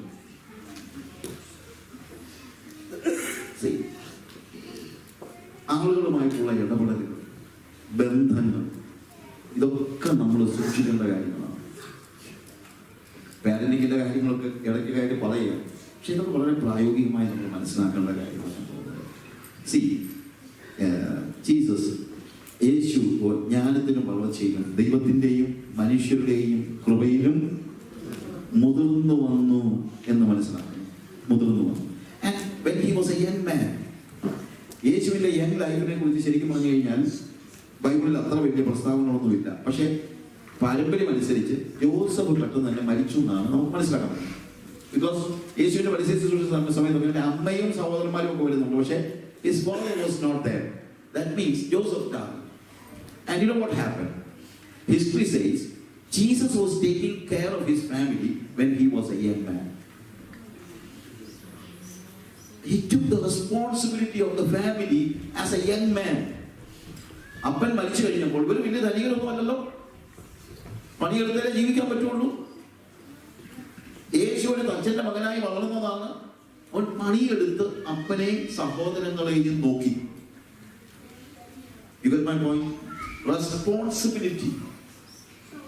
ഇന്നത്തെ ജനറേഷനിൽ എത്ര പേർക്ക് ഈ റെസ്പോൺസിബിലിറ്റി, ഫാമിലിയോടുള്ള റെസ്പോൺസിബിലിറ്റി, സമൂഹത്തോടുള്ള റെസ്പോൺസിബിലിറ്റി, സഭയോടുള്ള റെസ്പോൺസിബിലിറ്റി, ഇതെത്രയാണ്? Ask yourself. നിങ്ങൾക്കൊക്കെ ഒരു ജോലി കിട്ടിയപ്പോഴത്തേക്ക് നിങ്ങൾക്ക് എന്തെല്ലാം റെസ്പോൺസിബിലിറ്റീസ് ഉണ്ടാകും? ഇപ്പോഴത്തെ പിള്ളേർക്ക് വല്ല ആവശ്യമുണ്ടോ? നിങ്ങളെല്ലാം അവർക്ക് ചെയ്തു കൊടുത്തിട്ടുണ്ട്. ഞാൻ പലയിടത്തും പറയാനുള്ള കാര്യമുണ്ട്. നിങ്ങൾ യഥാർത്ഥത്തിൽ നിങ്ങളെ കുഞ്ഞുങ്ങളെ സ്നേഹിക്കുന്നെങ്കിൽ ഏറ്റവും ബെസ്റ്റായിട്ട് ചെയ്യാൻ പറ്റുന്നത് അവർക്ക് വേണ്ടി ഒന്നും സമ്പാദിച്ചു വെക്കാതിരിക്കുക എന്നുള്ളതാണ്. പറഞ്ഞാൽ നിങ്ങൾക്ക് ഇഷ്ടപ്പെടത്തില്ല, പക്ഷേ കുഞ്ഞുങ്ങളോട് യഥാർത്ഥത്തിൽ സ്നേഹമുണ്ടെങ്കിൽ അവർക്ക് നല്ല എഡ്യൂക്കേഷൻ കൊടുത്തു, മറ്റുള്ള കാര്യങ്ങളൊക്കെ കൊടുത്തു. പക്ഷെ അവനൊന്നും ചെയ്യാനില്ലാത്ത ഒരു ലോകത്തിലേക്കാണ് നിങ്ങൾ കവറി വിടുന്നത്. അവനൊന്നും ചെയ്യാനില്ല. നിങ്ങൾക്ക് ജോലി കിട്ടിയപ്പോൾ നിങ്ങൾക്ക് അപ്പനെ സഹായിക്കണമായിരുന്നു, അനിയനെ പഠിപ്പിക്കണമായിരുന്നു, പെങ്ങളെ കെട്ടിക്കണമായിരുന്നു, എന്തെല്ലാം കാര്യങ്ങൾ ചെയ്യണമായിരുന്നു. ഇന്നിപ്പോ പിള്ളേർക്ക് ഇത് വല്ലതും വേണോ? ഒന്നും വേണ്ട. ഒരു വീട് പണിയണമായിരുന്നു, നിങ്ങൾക്ക് വീട് പണിയണമായിരുന്നു, ഒരു വണ്ടി വാങ്ങിക്കണമായിരുന്നു. ഇപ്പൊ നിങ്ങൾക്ക് പിള്ളേർക്ക് വണ്ടിയുണ്ട്, വീടുണ്ട്, അനിയനെ പഠിപ്പിക്കേണ്ട, പെങ്ങളെ കെട്ടിക്കേണ്ട കാര്യം നിങ്ങളെല്ലാം ചെയ്തു കഴിഞ്ഞു. പിന്നെ ഇവൻ എന്ത് ചെയ്യും? ഇവനൊന്നും ചെയ്യാനില്ല. ഇതൊരു നല്ല കാര്യമാണ് നിങ്ങൾ ആരും ചിന്തിക്കരുത്. അവൻ എന്തെങ്കിലും ചെയ്യാൻ ഉണ്ടാകണം. അവൻ സഭയെ സ്നേഹിക്കാൻ പഠിപ്പിക്കണം. നിങ്ങൾ ഈ കൊടുക്കുന്നതല്ലാതെ പിള്ളേരെ ആരെങ്കിലും ജോലി ചെയ്ത് കഴിഞ്ഞപ്പോൾ ദശാംശം കൊണ്ട് സഭയെ കൊണ്ട് ഞാൻ ദശാംശം ഒന്നും പ്രസംഗിക്കുന്ന ആളല്ല. I am not normally preach these kind of things. പണം പ്രസംഗിക്കുന്ന ആളല്ല. നിങ്ങളാരും കാശേരെ പറയുന്നൊന്നുമല്ല. ഞാൻ പറഞ്ഞത് നിങ്ങളുടെ പിള്ളേർക്ക് എത്ര ഉത്തരവാദിത്തമുണ്ട്. പഠിച്ചിറങ്ങി ജോലി ചെയ്യുന്ന പിള്ളേർക്ക് സഭയോട് എന്ത് ഉത്തരവാദിത്തമുണ്ടോ? നിങ്ങളൊന്നും കാര്യം ചോദിക്കും. കുഞ്ഞുങ്ങൾ മിഷൻസിനുള്ള താല്പര്യമുള്ള എത്ര കുഞ്ഞുങ്ങളുണ്ട്? ട്രാക്ട് കൊടുക്കുന്ന എത്ര പിള്ളേരുണ്ട്? റെസ്പോൺസിബിലിറ്റി. ഈ കുഞ്ഞുങ്ങൾക്ക് എന്താ ഉള്ളത്? അവൻ ജോലി ചെയ്യുന്നു, അവൻ സുഖിക്കുന്നു, അവൻ പോകുന്നു എന്നുള്ളതെല്ലാം എന്ത് കാര്യങ്ങളാണ് ഉള്ളത്? നിങ്ങൾ പറഞ്ഞു കൊടുത്ത കാര്യങ്ങളല്ല, നിങ്ങൾ പഠിപ്പിച്ചു കൊടുത്ത കാര്യങ്ങളാണ് ഇതൊക്കെ. പക്ഷെ യേശുവിന്റെ പ്രത്യേകത അതല്ല. അവനെ സംബന്ധിച്ചിടത്തോളം he had to take care of his family and he was doing it very wonderful way. അവന്റെ അമ്മയെയും സഹോദരങ്ങളെയും അവൻ സംരക്ഷിച്ചു എന്നാണ് ഹിസ്റ്ററി പഠിപ്പിക്കുന്നത്. ഇനി അത് തന്നെയല്ല, even when he was dying, you know, ഒറ്റ ഹ്യൂമൻ റെസ്പോൺസിബിലിറ്റി അവന് ബാക്കി ഉണ്ടായിരുന്നുള്ളൂ, അവന്റെ അമ്മ. മരണത്തിൽ അവന് ലോകത്തിലെ വേറെ ഒന്നും അവന് വേണമെന്നില്ലായിരുന്നു. അവൻ ആകെപ്പാടെ ഒരു കാര്യം ഉറപ്പാക്കി, his mother will be well taken care. അവൻ യോഹന്നാനോട് പറഞ്ഞു, യോഹന്നാനെ ഇതാ നിന്റെ അമ്മ, ടേക്ക് കെയർ ഓഫ് യു. യോഹന്നാൻ അവന്റെ അമ്മയെ കൂട്ടിക്കൊണ്ട് ചേർത്തു. അത് വേറെ, യോഹന്നാൻ വാസ് അനദർ യങ് മാൻ. അവന്റെ കാര്യം ഒന്ന് ആലോചിച്ച് നോക്കി. He was ready to take this woman as his own mother. എന്നായിരുന്നപ്പോൾ ചെയ്യേണ്ട കാര്യങ്ങളാണ് ഞാൻ പറഞ്ഞത്. യോഹന്നാൻ ഒരു young person, must be very younger than Jesus. Not much, but he was a young man. അവൻ പറഞ്ഞു, yes Jesus, I will take care of your mother. അവനൊരു അമ്മ ഉണ്ട്, പക്ഷെ ഒരമ്മയെ കൂടെ കിട്ടി. ആ അമ്മയെ കൂടെ അവൻ ചേർത്തു.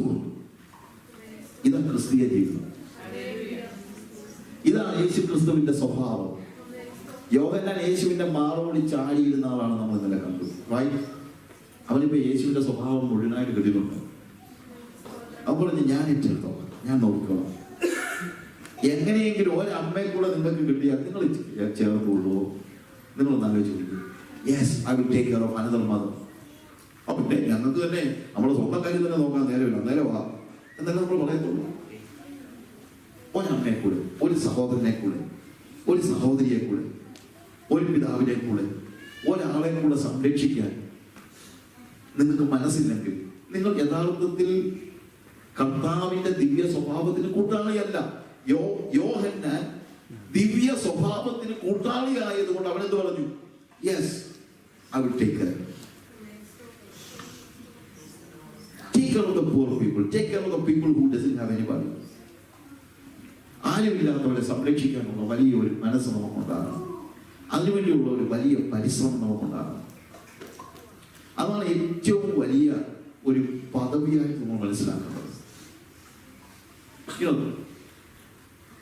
എന്നെ ജെസിയും അപ്പ അമ്മ എന്ന് വിളിക്കുന്ന ഒത്തിരി പേര് ഉണ്ട്. ഞങ്ങൾ കോളിങ് അങ്കിൾ എൻ്റെ അപ്പ അമ്മ അങ്ങനെ തന്നെ വിളിക്കുന്ന ഒത്തിരി പേരുണ്ട്. എന്തുകൊണ്ടാണ്? അവർക്ക് അപ്പനും അമ്മയുമായിട്ട് ഫീൽ ചെയ്തുകൊണ്ടാണ്. അതാണ് ക്രിസ്തീയ ജീവിതം. അതാണ് യേശു ക്രിസ്തുവിന്റെ ദിവ്യ സ്വഭാവത്തിൽ നമ്മൾ കൂട്ടാളികളായി തീരുന്നത്. ഒരു അപ്പൻ ചെയ്യുന്നത് പോലെയോ അമ്മ ചെയ്യുന്നത് പോലെയോ ഇടപെടുന്നത് കാണുമ്പോൾ അവർക്ക് ഉണ്ടാകുന്ന ഫീലിംഗിൽ നിന്ന് അവരത് ചെയ്യുന്നു. ഫീലിംഗിൽ നിന്നാണ്. സോ അങ്ങനെ മറ്റുള്ളവരെ സംരക്ഷിക്കുവാൻ, മറ്റുള്ളവരെ ചേർത്തുകൊള്ളുവാൻ, ഒരു സഹോദരനെ കൂടെ, ഒരു സഹോദരിയെ കൂടെ, ഒരപ്പനെ കൂടെ, ഒരമ്മയെ കൂടെ ഒക്കെ ചേർത്തുകൊള്ളുക.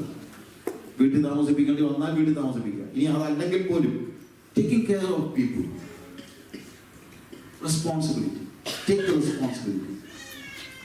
ഓസ്ട്രേലിയയിൽ നിങ്ങളുടെ നാട്ടിലാണെങ്കിലും ആരെയെങ്കിലും ഒക്കെ സഹായിക്കാൻ കഴിഞ്ഞ എന്തൊരു ഭാഗ്യമാണെന്ന് അറിയാം. എന്തൊരു ഭാഗ്യം. അത് ഔദാര്യം ചെയ്യുന്നത് പോലെ ആകരുത്. ഔദാര്യം ചെയ്യുന്നത് പോലെ ആകരുത്. പലപ്പോഴും ഉണ്ടാകുന്ന പ്രശ്നം മോളിന്ന് താഴോട്ടിട്ട് കൊടുക്കുമ്പോഴുണ്ടാകുന്ന ഒരു വലിയൊരു പ്രോബ്ലം. ഡാളസ്ലാമിന്റെ ഒരു ചർച്ചിൽ ഞാൻ പണ്ട് പോയിക്കൊണ്ടിരുന്ന ഒരു ചർച്ച. അവിടെ ഒത്തിരി കഷ്ടപ്പെടുന്ന വിഡോസ്. അവിടെ ഒന്നാമത്തെ കാര്യം ഈ പറഞ്ഞതുപോലെ ഈ സംസ്കാരത്തിന് തുല്യമായ ഒരു സംസ്കാരം ഈ ബ്രിട്ടീഷുകാരും പോർച്ചുഗീസുകാരും ഒക്കെ അവിടെ വന്ന് പഠിപ്പിച്ചതനുസരിച്ച് ഇപ്പോഴത്തെ, അതുകൊണ്ട് ഞാൻ പറഞ്ഞത് നമ്മുടെ ഭാരതത്തിന്റെ സംസ്കാരത്തിന് അതിൻ്റെതായിട്ടുള്ള ഒരു പ്രത്യേകത. നമ്മുടെ ഭാരത സംസ്കാരത്തിൽ മാത്രമേ ഞാൻ ഇത്രയും ഡീപ്പായിട്ട്, എല്ലായിടത്തും നല്ല ആളുകളും മോശം ആളുകളും ഉണ്ട്, മോശം ആളുകളും ഉണ്ട്. ഭാരതത്തിലും അപ്പനെ നോക്കാത്ത എത്രയുണ്ടോ? ഇപ്പൊ കൂടി വരിക. ഈയൊരു ഒരു മെസ്സേജ് ഒരിക്കലും ഒരാൾ അയച്ചത് പറഞ്ഞത്, ഒരു ഡോക്ടറെ ഒരാളെ ഫോണിൽ വിളിച്ചിട്ട് ഫോണിൽ ഹലോ ഡോക്ടർ അല്ലേ? ആ ആരാ? ഭയങ്കര പ്രൊഫൈലാണ്. ഞാൻ പറഞ്ഞു ഡോക്ടറെ ഞാൻ സെബാസ്റ്റ്യൻ. ഏത് സെബാസ്റ്റ്യൻ? ഡോക്ടറുടെ അമ്മ ഇവിടെ വൃദ്ധാശ്രമത്തിലില്ലേ, അവിടുത്തെ വാർഡനാണ്. ആ എന്നാ സെബാസ്റ്റ്യൻ ഇപ്പം ഈ രാത്രി വിളിക്കുന്നത് എന്തോ വലിയ അത്യാവശ്യം? ഭയങ്കര പ്രൊഫൈൽ വിളിച്ചിട്ട് അമ്മയുടെ കെയർടേക്കറാണ്. അത് ഡോക്ടറുടെ വീട്ടിലെ പട്ടി ഇവിടെ വന്നായിരുന്നു. ഇപ്പൊ ഞങ്ങളവിടെ കൊണ്ട് അമ്മയെ തിരക്ക് വന്നതായിരിക്കും. അതൊന്ന് വിളിച്ചു, അയ്യോ ആണോ സെബാസ്റ്റ്യൻ, ഞാൻ ഉടനെ വരാൻ കേട്ടോ, അയ്യോ പത്രത്തിൽ പരസ്യം കൊടുത്തിരിക്കുകയായിരുന്നു, ഞങ്ങൾ പട്ടിയെ കളഞ്ഞിട്ട് ഞങ്ങൾ എന്തുമാത്രം വിഷമിച്ചെന്നറിയാമോ, ഈ ഉടനെ വരാൻ സെബാസ്റ്റ്യൻ, സൂക്ഷിച്ചോളേ, നിൽക്കണേ, ഞാൻ ഉടനെ വരും. അമ്മ അവിടെ കിടന്നിട്ട് ഇതുവരെ ഈ മനുഷ്യൻ തിരിഞ്ഞു നോക്കുന്നില്ല. പട്ടി അവിടെ ചെന്ന് കഴിഞ്ഞപ്പോൾ പട്ടിയെ തിരക്കി പോയിരിക്കുക. ഇത് കേരളത്തിൽ നടക്കുന്ന കാര്യമാണ് ഞാൻ പറഞ്ഞത്. കേരളത്തിൽ നടക്കുന്ന കാര്യം. അങ്ങനെയുള്ളൊരു കേരളത്തിലും ചിലപ്പോൾ കണ്ടെന്നിരിക്കും. പക്ഷേ ബേസിക്കലി നമ്മുടെ സൊസൈറ്റി അങ്ങനെയല്ല. അതുകൊണ്ട് ഞാൻ പറഞ്ഞ എല്ലായിടത്തും നല്ല ആളുകളും മോശം ആളുകളാണ്. അപ്പൊ നമ്മുടെ ഒരു മിഷണറി ഉണ്ട്, ക്യാപ്റ്റനാണ്, റിട്ടയർഡ് ക്യാപ്റ്റനാണ്. ഞാൻ ക്യാപ്റ്റനോട് പറഞ്ഞു, ക്യാപ്റ്റൻ, ഈ ചർച്ചിൽ ഏറ്റവും പ്രയാസപ്പെടുന്ന വിലോസായിട്ടുള്ള ആളുകളെ എനിക്കൊന്ന് കാണണം. അവരെ വിളിച്ച് സ്റ്റേജിലൊന്നും കയറ്റരുത്. Let us see them very privately, personally. And I want to help them. I want to give them something. നമ്മുടെ ക്യാപ്റ്റൻ ഒരു 10 വിലോസിനെ കൊണ്ട് എൻ്റെ അടുത്ത് കൊണ്ടുവന്നു. ഞാൻ അവരോട് പറഞ്ഞു, സി, എനിക്ക് ഇത്രയും പ്രായമായി, എനിക്ക് അമ്മയുണ്ടായിരുന്നു, അമ്മ മരിച്ചുപോയി. അപ്പം അമ്മ മരിച്ചു കഴിഞ്ഞപ്പോൾ എനിക്ക് ദൈവം പ്രോമിസ് ചെയ്തിട്ടുണ്ടായിരുന്നു, ഞാൻ ചെല്ലുന്നിടത്തെല്ലാം എനിക്കിഷ്ടംപോലെ അമ്മമാരെ തരുമെന്ന്. ഞാൻ ഇവിടെ വന്നു കഴിഞ്ഞപ്പോഴത്തേക്ക് എനിക്ക് അമ്മയില്ലാത്തതിൻ്റെ അമ്മയില്ലാത്തതിൻ്റെ ഒരു മാനസിക ബുദ്ധിമുട്ടുണ്ടായിരുന്നു. പക്ഷെ ഇപ്പോൾ വന്നപ്പോൾ എനിക്ക് അതൊക്കെ മാറി, നിങ്ങളൊക്കെ എൻ്റെ അമ്മമാരാണ് എന്ന് പറഞ്ഞു. എന്നിട്ട് ഞാൻ പറഞ്ഞു, അമ്മയാണെങ്കിൽ മക്കൾ വരുമ്പോൾ ചെയ്യണ്ടേ, അതങ്ങനെ ചിന്തിച്ചാൽ മതി എന്ന് പറഞ്ഞ് I was giving them some money. ഈ 10 പേർ എല്ലാ കരച്ചിലായിരുന്നു, കൂട്ട കരച്ചിലായിരുന്നു ആ തള്ളമാരുണ്ടാകുന്നത്. കാര്യം ഈ ചാരിറ്റി അവർ ഒത്തിരി കണ്ടിട്ടുണ്ട്. പക്ഷേ ഞാൻ പറഞ്ഞു, നിങ്ങൾ സ്വീകരിക്കണം, എന്നോട് സന്തോഷമുണ്ടെങ്കിൽ എന്നെ മോനായിട്ട് കണക്കാക്കുന്നത് നിങ്ങൾ സ്വീകരിക്കണമെന്ന്. ഞാൻ പറഞ്ഞതെന്ന് ചോദിച്ചു കഴിഞ്ഞാൽ, ഞാൻ ചെയ്ത കാര്യം പറയാൻ വേണ്ടി അതി പറയുന്നത്, നമ്മൾ എൻ്റെ എക്സ്പീരിയൻസ് ഞാൻ പറയുന്നുള്ളതേ ഉള്ളൂ. പക്ഷേ ഇതേപോലെ വേണം നമ്മളൊരാൾക്ക് കൊടുക്കുമ്പോൾ കൊടുക്കാൻ. അല്ലാതെ എറിഞ്ഞു കൊടുക്കുന്ന രീതിയിൽ കൊടുക്കരുത് ആളുകൾക്ക്. അത് സ്നേഹത്തിൽ നിന്നല്ല. എറിഞ്ഞു കൊടുക്കുന്ന രീതിയിൽ ആർക്കെങ്കിലും കൊടുത്തു കഴിഞ്ഞിട്ട് ഞാൻ അത് ചെയ്തു ഇത് ചെയ്തു എന്ന് പറഞ്ഞ് ഒരു പെണ്ണിനെ കെട്ടി ഞാൻ 25,000 രൂപ കൊടുത്തിട്ട് 50,000 രൂപയുടെ വീഡിയോ എടുത്ത് 1.5 ലക്ഷം രൂപയുടെ പരസ്യം ചെയ്യുന്നതിനകത്ത് അർത്ഥമുണ്ട്. കൊച്ചിന് 25,000 കൊടുത്തു, ബാക്കിയുള്ളവർക്ക് എന്തൊക്കെ. സി, അതല്ല ആത്മീയത എന്ന് പറയുന്നത്. ആത്മീയത. ഇപ്പൊ ഞാൻ പറഞ്ഞത്, as a young man, he was ready to take care of another mother, because he was influenced by Jesus. He was a partaker of the divine nature of Jesus Christ. ഇന്ന് രാത്രിയിൽ നമുക്ക് ഈ ദിവ്യ സ്വഭാവത്തിന് കൂട്ടാളികളാകുവാനായിട്ട് കഴിയുമോ എന്ന് ആലോചിച്ച് നോക്കാം. So as A young man, ഇനി നമ്മൾ പറയാൻ വന്ന കാര്യം, take the case of his ministry, his life and teachings, അത് നമുക്ക് എടുക്കാം. പക്ഷേ അതിന് മുമ്പായിട്ട് യേശുവിൻ്റെ ഇൻകാർണേഷനെ കുറിച്ച് പറയുന്ന വേദഭാഗങ്ങൾ ഒന്ന് വായിച്ചാൽ, അതായത് കർത്താവിൻ്റെ ദിവ്യ സ്വഭാവം, അവൻ്റെ നേച്ചർ, സ്വഭാവം എന്ന് പറയുമ്പോഴത്തേക്ക് it's not just character, it's nature. അവന് ഭൂമിയിലേക്ക് വന്ന കാര്യത്തെ കുറിച്ച് പഠിപ്പിക്കുന്നത് ഇറ്റ് ഈസ് ഇൻ ഫിലിപ്പിയ ലേഖനം 2-ാം അധ്യായത്തില്, ഫിലിപ്പിയ ലേഖനം 2-ാം അധ്യായത്തിന്റെ അതിൻ്റെ 4 മുതലുള്ള വാക്യങ്ങൾ വായിക്കുമ്പോൾ, ഫിലിപ്പിയ ലേഖനം 2-ാം അധ്യായത്തിന്റെ 4 മുതലുള്ള, ഓരോരുത്തരും സ്വന്തം ഗുണമല്ല, അവിടെ തൊട്ട് താഴോട്ട് വായിക്കുമ്പോഴത്തേക്ക് ശരിക്കും പറഞ്ഞു കഴിഞ്ഞാൽ ഒരു എക്സ്പ്രഷൻ എന്ന നിലയിൽ യേശുവിന്റെ പ്രത്യേകത പറഞ്ഞ് മനസ്സിലാക്കുന്നതിന് മുമ്പ് അവിടെ നമ്മളെ എങ്ങനെ അത് സ്വാധീനിക്കണമെന്നുള്ളതും കൂടെ പറയുന്നുണ്ട്. അതുകൊണ്ടാണ് അവിടെ പറയുന്നത്, ഓരോരുത്തൻ സ്വന്തം ഗുണമല്ല, മറ്റുള്ളവരുടെ ഗുണം കൂടെ നോക്കണം. ക്രിസ്തുവേശുവിലുള്ള ഭാവം തന്നെ നിങ്ങളിലും ഉണ്ടായിരിക്കണം. Let this mind be in you which was also in Christ Jesus. യേശുവിലുള്ള ഭാവം, യേശുവിന്റെ മനസ്സ്, അതാണ് പാർട്ടേക്കേഴ്സ് ആണ് ഉണ്ടാകുന്നത്. We get the mind of Jesus. പ്രവൃത്തി മാത്രമല്ല, മനസ്സും കൂടെ വിഷയമാണ്. അതാണ് അതിനകത്തെ ഒരു പ്രത്യേകത. അതാണ്, it is not just doing something Jesus was doing, something that Jesus was doing, something like we can do that. ചിലപ്പോൾ അതൊക്കെ ചെയ്യാൻ പറ്റുന്നില്ല. പക്ഷേ what is your mind? ആ ഭാവം എന്താണ്? ഓരോരുത്തൻ സ്വന്തം ഗുണമല്ല മറ്റുള്ളവരുടെ ഗുണങ്ങൾ നോക്കണം. ക്രിസ്തുവേശുള്ള ഭാവം തന്നെ നിങ്ങളിലും ഉണ്ടായിരിക്കട്ടെ. പിന്നീട് അങ്ങോട്ട് പറയുന്ന കാര്യം, have this mind among yourself which was in Christ Jesus. എന്നിട്ട് യേശു ക്രിസ്തുവിനെ കുറിച്ച് അവിടെ പറയുന്നത്, അവൻ ദൈവരൂപത്തിലിരിക്കെ ദൈവത്തോടുള്ള സമത്വം മുറുകെ പിടിച്ചുകൊള്ളണം എന്ന് വിചാരിക്കാതെ ദാസരൂപം എടുത്ത് മനുഷ്യ സാദൃശ്യത്തിലായി. അവൻ ഒന്നാമത്തെ കാര്യം മനസ്സിലാക്കി, who was Jesus and who though was in the form of God, ദൈവ സ്വരൂപത്തിലിരിക്കെ അവിടെ എഴുതിയിരിക്കുന്നത് Jesus was God. He was not like God, he was God. ട്രിനിറ്റിയെ കുറിച്ചൊക്കെ ഒത്തിരി കാര്യങ്ങൾ ഒത്തിരി വാദങ്ങളും തർക്കങ്ങളും ഒക്കെ ഉണ്ടാകും. പക്ഷെ നമ്മളെ സംബന്ധിച്ചിടത്തോളം ഇറ്റ് ഈസ് അവർ ഫെയ്ത്ത്. അത് നമ്മുടെ വിശ്വാസമാണ്. ആ വിശ്വാസത്തിന്റെ ആധാരം ദൈവവചനമാണ്, ഇന്റലിജൻസ് അല്ല. ഇന്റലക്ച്വലി നമുക്കൊരു പക്ഷേ ഈ തൃത്വത്തിന്റെ ആഴങ്ങളൊന്നും മനസ്സിലാക്കാൻ തക്കവണ്ണമുള്ള ബുദ്ധിയൊന്നും എനിക്കില്ല. കാര്യം ഇത് ദൈവത്തിന്റെ ബീയിങ്ങിൽ കളിക്കാനൊന്നും എനിക്കറിയാം. ഞാൻ വളരെ മനസ്സിലാക്കണം. I know Jesus is God. I know Father is God. I know Holy Spirit is God. യേശു ദൈവമാണ്. ഇവിടെ കൃത്യമായിട്ട് പറഞ്ഞിരിക്കുന്നത്, he was in the form of God and he was equal with God. അവിടെ എഴുതിയിരിക്കുന്നതാണ്, അവൻ ദൈവസ്വരൂപത്തിൽ ഇരിക്കെ ദൈവത്തോടുള്ള സമത്വം മുറുകെ പിടിച്ചുകൊള്ളണം എന്ന് വിചാരിക്കുക. അതിന്റെ അർത്ഥം എന്തോ? He was equal with God. He was not a subordinate of God. ഈ ദൈവത്തിന്റെ കീഴെ ഉള്ള ഒരാളല്ല. അങ്ങനെയൊക്കെ പഠിപ്പിക്കുന്ന ഒത്തിരി പേരുണ്ട്. ട്രിനിറ്റി ആ രീതിയിൽ പറയുന്ന ആളുകളുണ്ട്. യേശു ദൈവമല്ല, ദൈവം ഒന്നേ ഉള്ളൂ, ദൈവം ഒന്നേ ഉള്ളൂ. That is true. പക്ഷെ ആ ദൈവം, അതുകൊണ്ട് ഞാൻ പറഞ്ഞത്, നമുക്ക് മനസ്സിലാക്കാൻ കഴിയാത്ത, നമുക്ക് 3 ദൈവങ്ങളുണ്ടോ ഇതൊക്കെയാണ് ചോദിക്കുന്നത്. 3 ദൈവങ്ങളൊന്നുമില്ല. There is only one God, but Jesus is God, Father is God, and Holy Spirit is God. How can you explain it? It is explain ചെയ്യാൻ വലിയ കാര്യമില്ല. കാരണം this is a truth. Many of the truths we cannot explain.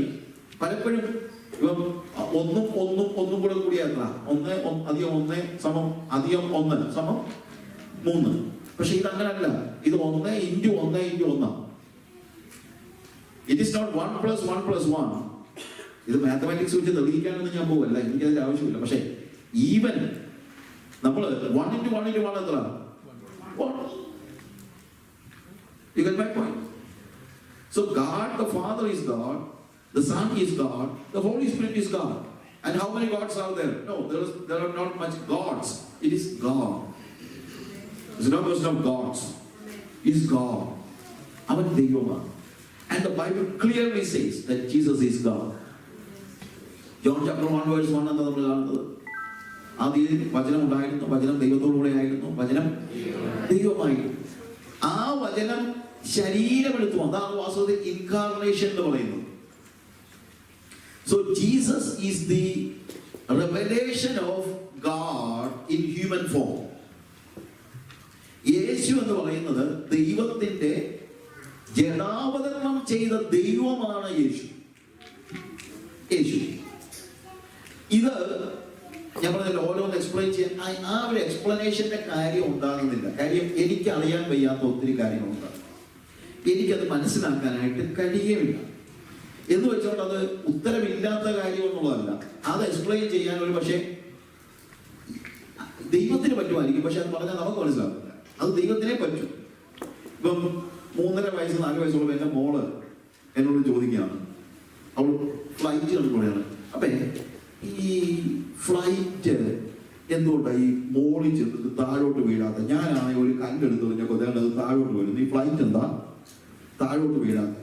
അപ്പൊ ഞാൻ തന്നെ physics വെച്ചോണ്ട് പറയും, മോളെ അത് മാസം വെലോസിറ്റി, അതിന്റെ മാസം വെലോസിറ്റി വെച്ചുള്ള കോമ്പിനേഷനും മറ്റുള്ള കാര്യങ്ങളൊക്കെ പറഞ്ഞ് ഇവളെ മനസ്സിലാക്കിയ ഇവർക്ക് 3 വയസ്സുള്ള കൊച്ചിന് മാസം വെലോസിറ്റി ഒക്കെ പറഞ്ഞാൽ അവര് മനസ്സിലാകുമോ? അതുകൊണ്ട് ഞാൻ എന്താ പറഞ്ഞു, മോളെ അതെ പണ്ട് തൊട്ടേ അങ്ങനെയാണ്, പ്ലെയിൻ മോളിൽ പോയാൽ താഴോട്ട് വീഴത്തില്ല, നീ അത്രയും മനസ്സിലാക്കിയാൽ മതി. അത് എനിക്ക് ഉത്തരവില്ലാഞ്ഞിട്ടല്ല, പക്ഷെ എനിക്ക് ഉത്തരവുണ്ടെങ്കിലും ഇത് പറഞ്ഞാല് മനസ്സിലാക്കാനുള്ള കപ്പാസിറ്റി കൊച്ചിലില്ല. ഞാൻ പറഞ്ഞതിന്റെ വ്യത്യാസം മനസ്സിലാക്കണം. ഓക്കെ, ഇതുപോലെ ട്രിനിറ്റിയെ കുറിച്ച് ദൈവത്തിന് ഉത്തരവില്ലാഞ്ഞിട്ടല്ല, ഇത് പറഞ്ഞാൽ മനസ്സിലാക്കാനുള്ള ഹ്യൂമൻ നോളജ് നമുക്ക് human knowledge is incapable of conceiving the real meaning of Trinity because it is something divine and it is related to the being of God. ദൈവത്തിന്റെ ബീയിങ്ങിനെയാണ് ഞാൻ കേറി എനിക്കെന്ത് മനസ്സിലാക്കാൻ പറ്റും? സെയിന്റ് അഗസ്റ്റിൻ ഒരിക്കൽ ഇങ്ങനെ ഒരു സമുദ്ര തീരത്തോട് ഇങ്ങനെ നടന്നുകൊണ്ടിരിക്കുമ്പോൾ സെയിന്റ് അഗസ്റ്റിൻ ഇങ്ങനെ പ്രാർത്ഥിച്ചു, കർത്താവേ നിന്റെ ബീയിങ്ങിനെ കുറിച്ച് അതിന്റെ ആഴത്തിൽ എനിക്ക് മനസ്സിലാക്കണം. I want to understand everything that is about your being. ഈ ട്രിനിറ്റി ഉൾപ്പെടെയുള്ള എല്ലാ കാര്യങ്ങളും എനിക്ക് മനസ്സിലാക്കണം, എന്നെ മനസ്സിലാക്കി തരണം. ഉടനെ കർത്താവ് പറഞ്ഞു, see my son, you cannot understand it because you are not capable of understanding everything about me. നിനക്കുള്ള കപ്പാസിറ്റി ഇല്ല. ഉടനെ അഗസ്റ്റിൻ പറഞ്ഞു, എന്നാലും ഞാൻ പരിശ്രമിക്കും, അതുകൊണ്ട് നീ ഒന്ന് മാക്സിമം എനിക്ക് മനസ്സിലാക്കി തരണം.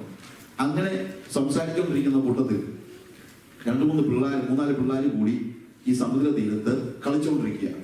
അവര് കക്ക ഉണ്ടല്ലോ, ഷെൽ, ആ ഒരു ഷെല്ല് പിള്ളേർ എല്ലാം കൂടെ ഷെല്ലെടുത്തിട്ട് ഇവിടെ ഒരു കുഴി കുഴിക്കുക, മണലില് ഒരു കുഴി കുഴിക്കുകയാണ്. കുഴി കുഴിച്ച് വലിയൊരു കുഴി ഉണ്ടാക്കി, വലിയ കുഴി എന്ന് പറഞ്ഞാൽ ഷെല്ലുകൊണ്ട് ഉണ്ടാക്കിയ കുഴിയാണ്. കുഴി ഉണ്ടാക്കിയിട്ട് ഇവര് ഷെല്ലിൽ വെള്ളം എടുത്തുകൊണ്ട് ഈ കുഴി കൊണ്ടൊഴിക്കാൻ തുടങ്ങി. ഉടനെ അഗസ്റ്റിൻ ചോദിച്ചു, children what you are doing, നിങ്ങൾ എന്തോ ചെയ്യുന്നത്? അപ്പം അവർ പറഞ്ഞു, so you know what we are doing, we are going to train up the sea by filling this pit. ഞങ്ങള് ഈ കക്കായിൽ വെള്ളം, സമുദ്രത്തിലെ വെള്ളം കൊണ്ട് ഈ കുഴി നിറച്ച് സമുദ്രം പറ്റിച്ചു കളയാൻ പോകുകയാണ്. ഉടനെ അഗസ്റ്റിൻ പറഞ്ഞു, സമുദ്രം നിങ്ങൾ ഉദ്ദേശിക്കുന്നതിനേക്കാളൊക്കെ വലുതാണ്, അതുകൊണ്ട് സമുദ്രം പറ്റിക്കാനൊന്നും പറ്റില്ല. നിങ്ങളെ കുഴി വളരെ ചെറുതാണ്, ഇതിനകത്തൊന്നും കൊള്ളുന്ന വെള്ളമൊന്നുമല്ല സമുദ്രത്തിൽ. ഉടനെ ദൈവം അഗസ്റ്റിനോട് പറഞ്ഞു, മോനെ നീയും ഇത്രയേ ഉള്ളൂ പരിശ്രമിക്കുന്നത്, നീ എന്നെ എക്സ്പ്ലെയിൻ ചെയ്യാൻ നോക്കുന്നതൊക്കെ ഇത്രയേ ഉള്ളൂ. നിനക്ക് നിന്റെ ബുദ്ധിയിൽ ഇത്ര കാര്യം, നിന്റെ തലച്ചോറിൽ ഇത്രയും സാധനങ്ങളെ കേറത്തുള്ളൂ. പക്ഷെ എന്റെ ബീയിങ്ങിനെയൊക്കെ നിന്റെ തലച്ചോറ് കേട്ടാണെന്ന് നീ വെറുതെ നോക്കണ്ട, അത് നടക്കില്ല. You get my point? അതുകൊണ്ടാണ് ഞാൻ പറഞ്ഞത് ദിസ് ഇസ് ഫെയ്ത്ത്. എനിക്ക് മനസ്സിലാകാത്ത കാര്യങ്ങൾ ഞാൻ അറിയുന്നത് എങ്ങനെയാണ്? വിശ്വാസത്താൽ. ഈ ഭൂമി ദൈവത്തിന്റെ വചനത്താൽ ഉരുവായി എന്ന് നമ്മൾ അറിയുന്നത് എങ്ങനെയാണ്? ആരെങ്കിലും കണ്ടോ? ആരും കണ്ടില്ല. പക്ഷെ നമ്മൾ എങ്ങനെ അറിയുന്നു? By faith. Trinity is my faith. Trinity is our faith. You get my point?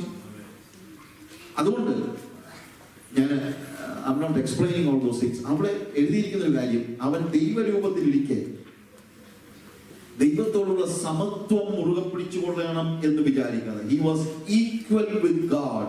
അതാണ്, Jesus was not a subordinate God, he was equal with God. ദൈവത്തിന്റെ സൃഷ്ടിയാണ് യേശു എന്നൊക്കെ പഠിപ്പിക്കുന്ന ആളുകളുണ്ട്, യഹോവ സാക്ഷികളും അതുപോലുള്ള കുറച്ച് വാക്കുകളും പഠിപ്പിക്കുന്നത് he is the first born of all creation. അവൻ സർവ്വ സൃഷ്ടിയുടെയും ആദ്യജാതൻ. യഹോവ സാക്ഷികളുമായിട്ട് എനിക്ക് സംസാരിക്കുന്ന യാതൊരു സന്തോഷവും ഇല്ല. കാര്യം, ഒന്നാമത്തെ കാര്യം, നമ്മൾ പറഞ്ഞ് ഉത്തരം മുട്ടുമ്പോൾ ഇവന്മാർ പറയും ഞങ്ങൾ വലിയ ആളെ കൊണ്ടുവരാമോ. ഒരിക്കലും ഇവന്മാർ നമ്മളോട് പാവങ്ങളെ കളിപ്പിക്കാനായിട്ട് 3-4 വാക്യവും പഠിച്ചു വെച്ചിട്ടുണ്ട്. അതുകൊണ്ട് എല്ലായിടത്തും നടന്ന ആളുകളെ കളിപ്പിക്കാന്നുള്ളതല്ലാതെ യഹോവ സാക്ഷിക്ക് ശരിക്കും പറഞ്ഞു കഴിഞ്ഞാൽ അമ്മയോട് സംസാരിച്ചു കഴിഞ്ഞാൽ യാതൊരു രീതിയിലും കഴമ്പില്ലാത്ത പാർട്ടികളാണ്. പക്ഷെ ഇവന്മാർ ചില കുരുക്ക് വാക്യങ്ങള് കാണാതെ പഠിച്ചു വെച്ചിട്ടുണ്ട്, അതും വെച്ചുകൊണ്ട് വരും. അപ്പം ഞങ്ങളെ ഒരു അംഗങ്ങളുണ്ടായിരുന്നു, ഞാൻ മലപ്പുള്ളിയിൽ കുറച്ച് പാസേഴ്സിന് ക്ലാസ് എടുക്കുന്നുണ്ടായിരുന്നു. അപ്പോൾ കുറച്ച് യഹോവ സാക്ഷികൾ വന്നിട്ട് അവിടെ വന്ന് നമ്മുടെ പാസേഴ്സിനെ പോലും ഒന്ന് വരച്ചു. അപ്പം ഞാനവിടെ ഞാൻ ഹൈദരാബാദിൽ നിന്ന് വന്ന ദിവസം ഈ അങ്കിള് പുള്ളിയുടെ ഇവനോട് പറഞ്ഞു വ്യാഴാഴ്ച വരണം, ബുധനാഴ്ച വന്ന് ഞങ്ങൾ സംസാരിക്കാൻ തോന്നുന്നു. എന്നെ ഒന്നും അവൾക്ക് ആർക്കും അറിയില്ല. അപ്പൊ എന്നോട് ഞാൻ വന്നപ്പോൾ വിളിച്ചു പറഞ്ഞു, മോനെ നീ തീർച്ചയായിട്ടും വരണം. ഞാൻ എന്തിനാ ഇവരുമായിട്ട് വെറുതെ ഒന്നും ശരിയാവില്ല. അപ്പം പറഞ്ഞു ഞങ്ങളുടെ കൂടിയ ആളുകളെയും കൊണ്ട് 18 വർഷമാണ്. അപ്പം അവർ സംസാരിക്കാൻ തുടങ്ങിയപ്പോൾ പാസമലൊക്കെ ഞങ്ങളുണ്ട്. അപ്പം സംസാരിക്കാൻ തുടങ്ങിയപ്പോഴത്തേക്ക് അവിടെ ഒരാൾ പറഞ്ഞു ഞാൻ 18 വർഷമായിട്ട് ഇതിന്റെ പൈനിയർ മിഷനറിയാണ്, വേറെ ആള് 20 വർഷമായിട്ട് ഇവിടുത്തെ ഇതാണ്. അപ്പം ഇതെല്ലാം പരിചയപ്പെടുത്തിയിട്ട് സംസാരിക്കാൻ തുടങ്ങി. അപ്പൊ സംസാരിക്കാൻ തുടങ്ങി വൈകുന്നേരം 6 മണിക്ക് തുടങ്ങി. ഇവരൊരു 3-4 മണിക്കൂർ ഇവരുടെ വിശ്വാസമൊക്കെ പറഞ്ഞു. അപ്പൊ ഞാൻ ഇതെല്ലാം ഇരുന്ന് കേക്ക്. അപ്പം ഇടയ്ക്ക് ഞങ്ങളുടെ അങ്കിള് ചില ചൂടാക്കി പറഞ്ഞപ്പോൾ ഞാൻ പറഞ്ഞു ചൂടാകാതെ അവർ പറയാനുള്ളത് പറയട്ടെ എന്നിങ്ങനെ പറഞ്ഞപ്പോൾ ഇവർ ചിന്തിച്ചു ശരി നല്ലൊരു ഇലയെ കിട്ടി എന്ന് വെച്ച് ഇരിക്കുകയാണ്. അപ്പം ഇതിന്റെ പ്രശ്നം ഈ അങ്കിളിനെ എല്ലാം നന്നായിട്ട് ബൈബിളൊക്കെ അറിയാവുന്ന ആളാണ്. പക്ഷെ അങ്കിൾ എന്തെങ്കിലും പറയുമ്പോൾ ഉപ്പാൽ പറയും അച്ചായ അതേ പൂരഭാഷയിൽ അങ്ങനെ. അപ്പൊ അച്ചായനാകുമ്പോളെ ഞാൻ നന്നായിട്ട് വായിച്ചുള്ള ആളാണ്, അങ്കിൾ നമ്മൾ വായിച്ചുള്ള ആളാ. പക്ഷെ ഈ മൂലഭാഷ പറയുമ്പോഴത്തേക്ക് എന്തോ ചെയ്യാൻ പറ്റും. അപ്പൊ അതുകൊണ്ട് അങ്കിൾ എന്നെ വിളിച്ച് കാര്യങ്ങളെല്ലാം പറഞ്ഞു കഴിഞ്ഞപ്പോഴത്തേക്ക് അവർ പറഞ്ഞു യേശു തന്നെ ദൈവമെന്ന് ഒരിടത്തും പറഞ്ഞിട്ടില്ല, യേശു ദൈവമാണെന്ന് ഒരിടത്തും സംസാരിച്ചിട്ടില്ല, യാഹ്വേ യഹോവ എന്ന പേര് അവൻ എടുത്തിട്ടില്ല, അവൻ അങ്ങനെയാണ് ഇതാണെന്ന് പറഞ്ഞു.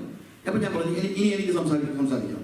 അപ്പം ഞാൻ പറഞ്ഞു യാഹ്വേ എന്നുള്ളതിൽ ഉപയോഗിച്ചിരിക്കുന്ന വാക്ക് വയാഹ് എന്ന് പറഞ്ഞൊരു ധാതുവാണ്. ടു ബി എന്നാണ് അവിടെ പറഞ്ഞിരിക്കുന്ന, അല്ലെങ്കിൽ ആ വേർഡിന്റെ മീനിങ് എങ്ങനെയാണ് വന്നിരിക്കുന്നത്. ഈ യാഹ്വേ എന്നുള്ള അതേ ആ ടു ബി എന്നുള്ള മീനിങ് ആണ് ജോൺ ചാപ്റ്റർ 1:1 ആദിയിൽ വചനം ഉണ്ടായിരുന്നു എന്ന് പറയുന്ന, വചനം ദൈവമായിരുന്നു പറയുമ്പോൾ അവിടെ പറയുന്ന അത് ഉപയോഗിച്ചിരിക്കുന്നത്. പിന്നെ 8-ാം അധ്യായത്തിൽ യേശു യഹൂദന്മാരോട് സംസാരിക്കുമ്പോഴത്തേക്ക് ബിഫോർ ഏബ്രഹാം ഐ ആം എന്ന് ഉപയോഗിച്ചിരിക്കുന്ന വാക്ക് വയാഹ എന്ന് പറയുന്ന അതേ വാക്കിന്റെ ഇതാണ്. യാഹ എന്നുള്ളതിന്റെ അർത്ഥം തന്നെയാണ് വന്നിരിക്കുന്നത്. നമ്മൾ ഇവരിങ്ങനെ നോക്കിയിട്ട് പറഞ്ഞു അത് നമുക്ക് അങ്ങനെ പറയാൻ പറ്റുമോ സാറേ? അത് ഇപ്പൊ ഞാൻ പറഞ്ഞു കാരണമുണ്ട്. കാര്യം അപ്പോൾ അവനെ എറിയാൻ അവര് കല്ലെടുത്തു. അതിന്റെ അർത്ഥം യഹോവ എന്നുള്ള വാക്ക് എടുത്തത് കൊണ്ടാണ് അവനെ എറിയാൻ കല്ലെടുത്തത്. അപ്പൊ ഈ ആദ്യജാതം എന്ന് പറഞ്ഞതോ, അപ്പൊ ഞാൻ പറഞ്ഞു അത് ആർക്കെ എന്ന് പറഞ്ഞൊരു വാക്കാണ് ഉപയോഗിച്ചിരിക്കുന്നത്. ആർക്കെ എന്ന് പറഞ്ഞു കഴിഞ്ഞാൽ ക്യാപ്റ്റൻ, ചീഫ്റ്റൻ എന്നൊക്കെ അർത്ഥം വരാം. യേശു എല്ലാ ജാതികളെയും നയിച്ചു കൊണ്ട് പോകുമ്പോൾ മുന്നിൽ നിൽക്കുന്ന ആളെന്നുള്ള അർത്ഥത്തിലാണ്. അതായത് സർവ്വ സൃഷ്ടിയെയും പിതാവിന്റെ സന്നിധിയിലേക്ക് കൊണ്ടുപോകുമ്പോൾ മുന്നിൽ നിൽക്കുന്ന ആളെന്നുള്ള അർത്ഥത്തിലാണ് ഉപയോഗിച്ചിരിക്കുന്നത്. അതാണ് ആർക്കെ എന്ന് പറഞ്ഞാൽ അവിടെ നമുക്ക് മനസ്സിലാകും. ഇങ്ങനെയൊക്കെ ഞാൻ പറഞ്ഞു കഴിഞ്ഞാൽ പറയാം അതെ നമുക്ക് മലയാളം ബൈബിളെ പറയാം, ഞാൻ മൂലഭാഷ അറിയത്തില്ല. ഇത്രയേ ഉള്ളൂ യഹോവ സാക്ഷിയുടെ കാര്യം. ഞാൻ പറഞ്ഞത് യേശു ദൈവമാണെന്ന് ക്ലെയിം ചെയ്തിട്ടുണ്ട്. He is God. അവൻ ദൈവമാണ്. And Holy Spirit is God. അനനിയാസിനോട് പറയുന്നു നീ പരിശുദ്ധാത്മാവിനോട് വ്യാജം കാണിച്ച് ഇല്ലേ, നീ ദൈവത്തോട്, അവിടെ രണ്ട് വാക്ക് ഉപയോഗിക്കുന്നു. പരിശുദ്ധാത്മാവിനോട് പറഞ്ഞിട്ട് അടുത്ത് പറയുന്നത് ദൈവത്തോട്. That means Holy Spirit is God. ഇത് തമ്മിലുള്ള റിലേഷൻ അതൊക്കെ ദൈവത്തിന്റെ ബീയിങ്. മക്കളെ കിടന്ന് കളിക്കരുത്, കർത്താവിനോട് കളിക്കാൻ പോകരുത്. അവന്റെ ബീയിങ് ഒന്നും നമുക്കറിയില്ല. അത് ഹ്യൂമൻ വേയിൽ എക്സ്പ്ലെയിൻ ചെയ്യാൻ കഴിയുമെങ്കിൽ he is no more God. Let God be God. ദൈവം ദൈവമായിട്ട് തന്നെ നമ്മൾ അക്സെപ്റ്റ് ചെയ്യണം. ഓക്കെ, ഞാൻ ഈ പറഞ്ഞു വന്നത് എന്നാന്ന് ചോദിച്ചു കഴിഞ്ഞാൽ ഇവിടെ കർത്താവ് പറയുന്നു ഹിസ് ഇക്വാളിറ്റി വിത്ത് ഗോഡ്. അവന്റെ ഇക്വാളിറ്റി അവൻ വേണ്ടെന്ന് ചോദിച്ചു. അവൻ ദൈവരൂപത്തിലിരിക്കെ ദൈവത്തോടുള്ള സമത്വം മുറുകെ പിടിച്ചു കൊള്ളണമെന്ന് വിചാരിക്കാതെ അവൻ ഈ ഹിംസെൽഫ്, അവിടെ താഴോട്ട് അതിന്റെ 7-ാമത്തെ വാക്യം വായിക്കുമ്പോൾ അവിടെ നമ്മൾ കാണുന്നത് ദാസരൂപം എടുത്തു. But made himself of no reputation. Made himself അവിടെ ഉപയോഗിച്ചിരിക്കുന്ന വാക്ക് that he emptied himself എന്നാണ്. അവൻ അവനെ തന്നെ ശൂന്യനാക്കി. അത് അവന്റെ ചോയ്സാണ്. പിതാവ് അവനെ ചെറുതാക്കിയതല്ല. പിതാവ് നീ ഇനി നാളെ തൊട്ട് എന്തുവാ സബോർഡിനേറ്റ് ആണ് എന്ന് പറഞ്ഞതല്ല. That was his own choice. He emptied himself. He made himself of no reputation. ആ റെപ്യൂട്ടേഷൻ എന്നുള്ള വാക്ക് കെനോസിസ് അവിടെ ശരിക്കും പറഞ്ഞു കഴിഞ്ഞാൽ അവനെ ശൂന്യനാക്കിയെന്നാണ്. ശൂന്യനാക്കി. അവൻ he was equal with God. He was God, but he said, I decide to empty myself and to be born in this world so that I can save the mankind. മനുഷ്യനെ രക്ഷിക്കാൻ വേണ്ടി ഇത് അനിവാര്യമായതുകൊണ്ട് he emptied himself. അവനാണ്. It was not forced by a superior God. He emptied himself. അവൻ തന്നെ ദൈവമായ യേശു തീരുമാനിച്ചു ഞാൻ എന്തായിരിക്കും, ഞാൻ ഇനി ദാസരൂപം എടുക്കണം. അത് അവന്റെ തീരുമാനമാണ്. That was his choice. What does it mean? He is God. He is equal with God and he is God. അവൻ ദൈവമാണ്, അവൻ ദൈവത്തിനോട് സമനാണ്. പക്ഷെ അവൻ പറഞ്ഞു, ഇനി ഞാൻ സമത്വം കുറച്ചു നാളത്തേക്ക് എടുക്കുന്നില്ല. ഞാൻ വേഷത്തിൽ ഞാൻ ദാസരൂപം എടുത്തു മനുഷ്യ സാദൃശ്യത്തിലായി. അവൻ ദൈവരൂപത്തിലിരിക്കെ ദൈവത്തോടുള്ള സമത്വം മുറുകെ പിടിച്ചുകൊള്ളണമെന്ന് വിചാരിക്കാതെ ദാസരൂപം എടുത്തു മനുഷ്യ സാദൃശ്യത്തിലായി തന്നെത്താൻ ഒഴിച്ചു. തന്നെത്താൻ ഒഴിച്ചു. See, he emptied himself. വേഷത്തിൽ മനുഷ്യനായി വിളങ്ങി തന്നെത്താൻ താഴ്ത്തി മരണത്തോളം, ക്രൂശിലെ മരണത്തോളം തന്നെ അനുസരണമുള്ളവനായി തീർന്നു. അത് അവന്റെ ചോയ്സ് ആണ്. That is his choice. അല്ലാതെ ഒരു കാരണവശാലും എന്താണ്, യേശു കുറഞ്ഞ ദൈവമായതുകൊണ്ട് കൂടിയ ദൈവം കുറഞ്ഞ ദൈവത്തെ പറഞ്ഞു വിട്ടതല്ല. ഇതുപോലെയുള്ള വിഡ്ഢിത്തങ്ങൾ പറയുന്ന ദുരുപദേഷ്ടാക്കന്മാരെ നിങ്ങളുടെ വീട്ടിൽ കയറ്റരുതെന്ന് വേദവസ്വം കൃത്യമായിട്ട് പറഞ്ഞിട്ടുണ്ട്. ട്രിനിറ്റിയെ കിടന്ന് കളിക്കേണ്ട കാര്യമൊന്നുമില്ല. തൃത്വോപദേശം, തൃത്വം എന്നുള്ള വാക്ക് വേദവസ്വത്തിൽ ഉണ്ടോ എന്നൊക്കെ അവർ ചോദിക്കുന്നത്. വാക്ക് വേണ്ടല്ലോ. ഇതൊക്കെ അപ്പോസ്തലന്മാർക്കൊന്നും ഒരു സംശയമില്ലായിരുന്നില്ല. അവർ ആരെങ്കിലും ചോദിച്ചോ യേശുവും പിതാവും എങ്ങനെയാ ഒരുപോലെ ദൈവമാണെന്ന്? ഈ അപ്പോസ്തലന്മാരെ ആരെങ്കിലും ചോദിച്ചോ? എന്തുകൊണ്ടാണ് ഇതിനെ കുറിച്ച് ഒരു എക്സ്പ്ലനേഷൻ ആവശ്യമില്ലാതെ വന്നത്? കാര്യം അത് അവരുടെ സ്ട്രോങ് ഫെയ്ത്ത് ആയിരുന്നതുകൊണ്ടാണ്. അപ്പോസ്തലന്മാരുടെ സ്ട്രോങ് ഫെയ്ത്ത് ആണ്. The God who is the Father, the God also is the Son God, Son is also God, and Holy Spirit is God. At the same time, it is only one God. There is only one God. Okay? Our servant, അവിടെ ഉപയോഗിച്ചിരിക്കുന്ന വാക്ക് he took the form of a slave എന്നാണ്. Servant എന്ന് ഉപയോഗിച്ചിരിക്കുന്ന വാക്ക് slave ആണ്. ദാസരൂപം എടുത്തു. He came down and down and down and down. അവൻ താഴോട്ട് താഴോട്ട് താഴോട്ട് വന്ന് ദാസരൂപം എടുത്തു. ഞാന് ഇവിടെ പറയുന്ന ഒരു കാര്യം എന്ന് വെച്ച് കഴിഞ്ഞാല്, ഒന്ന്, യേശു ഭൂമിയിലേക്ക് വന്നാൽ തന്നെ അതൊരു വലിയ കാര്യം. പക്ഷെ ഭൂമിയിലേക്ക് അവൻ വന്നപ്പോൾ അവൻ ഇവിടുത്തെ ഏറ്റവും ഹയസ്റ്റ് റേഞ്ചിൽ വന്നാലും അവൻ ചെയ്തത് വലിയൊരു ത്യാഗമാണ്. പക്ഷെ അങ്ങനൊന്നും അല്ല ദൈവം ചെയ്തത്. കർത്താവ് ചെയ്തതെന്ന് അറിയാമോ? When he was coming, he took the form of a slave. അവൻ ഒരു ദാസരൂപമെടുത്തു. ഒരു അടിമയായിട്ട് ജനിക്കാനാണ് അവൻ പ്ലാൻ ചെയ്തത്. അതിന്റെ കാരണം എന്താണെന്നറിയാമോ? കാരണം മറ്റൊന്നുമല്ല, അവന്റെ രക്ഷ എല്ലാവർക്കും ഒരുപോലെ അനുഭവമാകണം. ആർക്കും അവൻ അപ്രാപ്യനാകരുത്. എല്ലാവർക്കും അവൻ അപ്രോച്ചബിൾ ആയിരിക്കണം. ആ ഒരൊറ്റ ലക്ഷ്യത്തോടു കൂടെയാണ് ഞാൻ എബ്രായലേഖനം 2:5 മുതലുള്ള വാക്യങ്ങൾ വായിക്കണം. നിങ്ങളൊന്ന് വായിച്ചാലും കുഴപ്പമില്ല. But still let me tell you why. നമ്മളിവിടെ പറയുന്ന ഭാഗത്തില് he took the form of a slave. അവൻ ദാസരൂപം എടുത്തു. അപ്പം ഞാനിതിന് ഒരു ഭാവന, ഒരു ഇമാജിനേഷൻ. When Jesus was, യേശു സ്വർഗത്തിൽ നിന്ന് ഭൂമിയിലേക്ക് വരാൻ തീരുമാനമെടുക്കുമ്പോൾ maybe he was calling all the angels. എല്ലാ ഏഞ്ചൽസിനെ വിളിച്ചിട്ട് പറഞ്ഞു കാണും, see, I have decided to go and become a man in this world. ഞാൻ ഭൂമിയിലേക്ക് പോവുകയാണ്, ഒരു മനുഷ്യനായിട്ട് ഞാൻ പോവുകയാണ്, ഞാൻ ഒരു കുഞ്ഞായിട്ട് ജനിക്കാൻ പോവുകയാണ് എന്ന് പറഞ്ഞപ്പോൾ എല്ലാ ദൂതന്മാരും ആകപ്പാടെ ഭയങ്കരമായിട്ട് അവര് ഒരു പക്ഷേ പെരുപോയി കാണും. കാര്യം അവർ നോക്കുമ്പോഴത്തേക്ക് ദൈവത്തിന് എങ്ങനെയാ, കാര്യം അവർക്ക് മനുഷ്യനെ അറിയാമല്ലോ. They know who, അല്ലെങ്കിൽ സ്വർഗത്തിന്റെയും ഭൂമിയുടെയും വ്യത്യാസം അറിയാമല്ലോ. അപ്പൊ അവരൊരു പക്ഷെ പറഞ്ഞ് കാണും, ഭാവനയിലാണ്, അയ്യോ യേശുവേ അല്ലെങ്കിൽ കർത്താവേ, അന്ന് ഉദ്ദേശിക്കുന്നത് പോലെ ഭൂമി അത്ര നല്ല സ്ഥലമൊന്നും അല്ല. I don't think you can live in this world because the world is not like heaven. ഞാൻ ഭാവനയെ പറയുകയാണ്. But Jesus said that is the only way I can save the mankind. മനുഷ്യനെ രക്ഷിക്കുവാൻ വേറെ മാർഗമൊന്നുമില്ല. സോ അതുകൊണ്ട് ഞാൻ തന്നെ പോയാലേ പറ്റുള്ളൂ. അങ്ങനെ പോയാലേ പറ്റുമെന്ന് പറഞ്ഞു. If that is the case, ഇക്കാലത്ത് നമുക്ക് അങ്ങോട്ട് പോകണമെങ്കിൽ ഞങ്ങളൊരു കാര്യം ചെയ്യും. വേണം ഞങ്ങൾക്ക് ഭൂമി മൊത്തമായിട്ട് നമ്മളങ്ങ് സ്വർഗത്തിന്റെ ഒരു ലെവലിലേക്ക് എയർ കണ്ടീഷൻ ചെയ്തേക്കാം കംപ്ലീറ്റ് ആയിട്ട്. ഞാൻ നമ്മളെ ഭാഷ പറഞ്ഞു, ഭൂമി മൊത്തം എയർ കണ്ടീഷൻ ചെയ്തേക്കാം. കർത്താവ് പറഞ്ഞു, നോ, ഈ ശപിക്കപ്പെട്ട ഭൂമിയിൽ അതിലേക്ക് തന്നെയാണ് ഞാൻ പോകാൻ ഉദ്ദേശിക്കുന്നത്. കർത്താവേ, അങ്ങനെയാണെങ്കിൽ ഞാൻ പെട്ടെന്ന് പറയാം, അങ്ങനെയാണെങ്കിൽ ഏറ്റവും നല്ല സ്ഥലം, ഇന്ന് ലോകം മുഴുവൻ ഭരിക്കുന്നത് റോമൻ ഭരണകൂടമാണ്. റോമിലെ പാലസിൽ ഞങ്ങൾ അങ്ങേക്ക് വേണ്ടി ഒരു സ്ഥലം തല ഒഴിക്കട്ടെ. ഞാൻ റോമക്കാരനായിട്ടല്ലല്ലോ ജനിക്കുന്നത് കർത്താവ്. പിന്നെ ഞാനൊരു ജീവായിട്ടാണ്, യഹൂദനായിട്ട്. യഹൂദ വംശം എന്ന് പറയുന്നത് അടിമ വംശമാണ് കർത്താവ്. അവിടെ ജനിച്ചാലോ നിനക്ക് ഏറ്റവും നല്ലത് റൂളേഴ്സിന്റെ, ഇന്ന് വേൾഡ് റൂളർ എന്ന് പറയുന്ന ആരാണ്? It is Rome. റോമിൽ ജനിക്കുന്നതല്ലേ നല്ലത്? റോമിലെ കിങ്ങിന്റെ അല്ലെങ്കിൽ എംപററുടെ മോനായിട്ടൊക്കെ ജനിക്കാം. ഞാൻ ജീവായിട്ടാണ് എന്നൊരു കാര്യമില്ല. ഞങ്ങൾ ഹേരോദാമിന്റെ കൊട്ടാരം എയർ കണ്ടീഷൻ ചെയ്തതാണ്. ഞാൻ ഹേരോദാമിന്റെ കൊട്ടാരത്തിൽ അല്ലല്ലോ ജനിക്കുന്നത്. പിന്നെയോ I am going to be born as the son of a carpenter. Yeah, Joseph. You know Joseph. ജോസഫിന്റെ മകനായിട്ടാണ് ജനിക്കുന്നത്. എന്താ പിന്നെ ജോസഫിന്റെ വീട് എയർ കണ്ടീഷൻ ചെയ്തത്?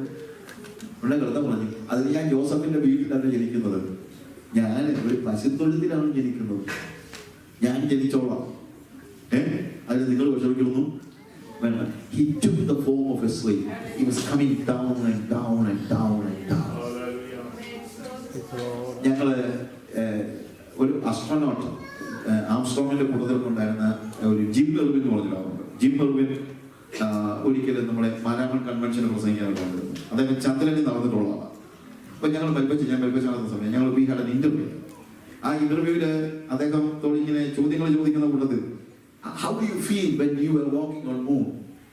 ചന്ദ്രനിൽ കൂടെ നടന്നപ്പോൾ എന്ത് ഫീൽ ചെയ്യും? That's something great.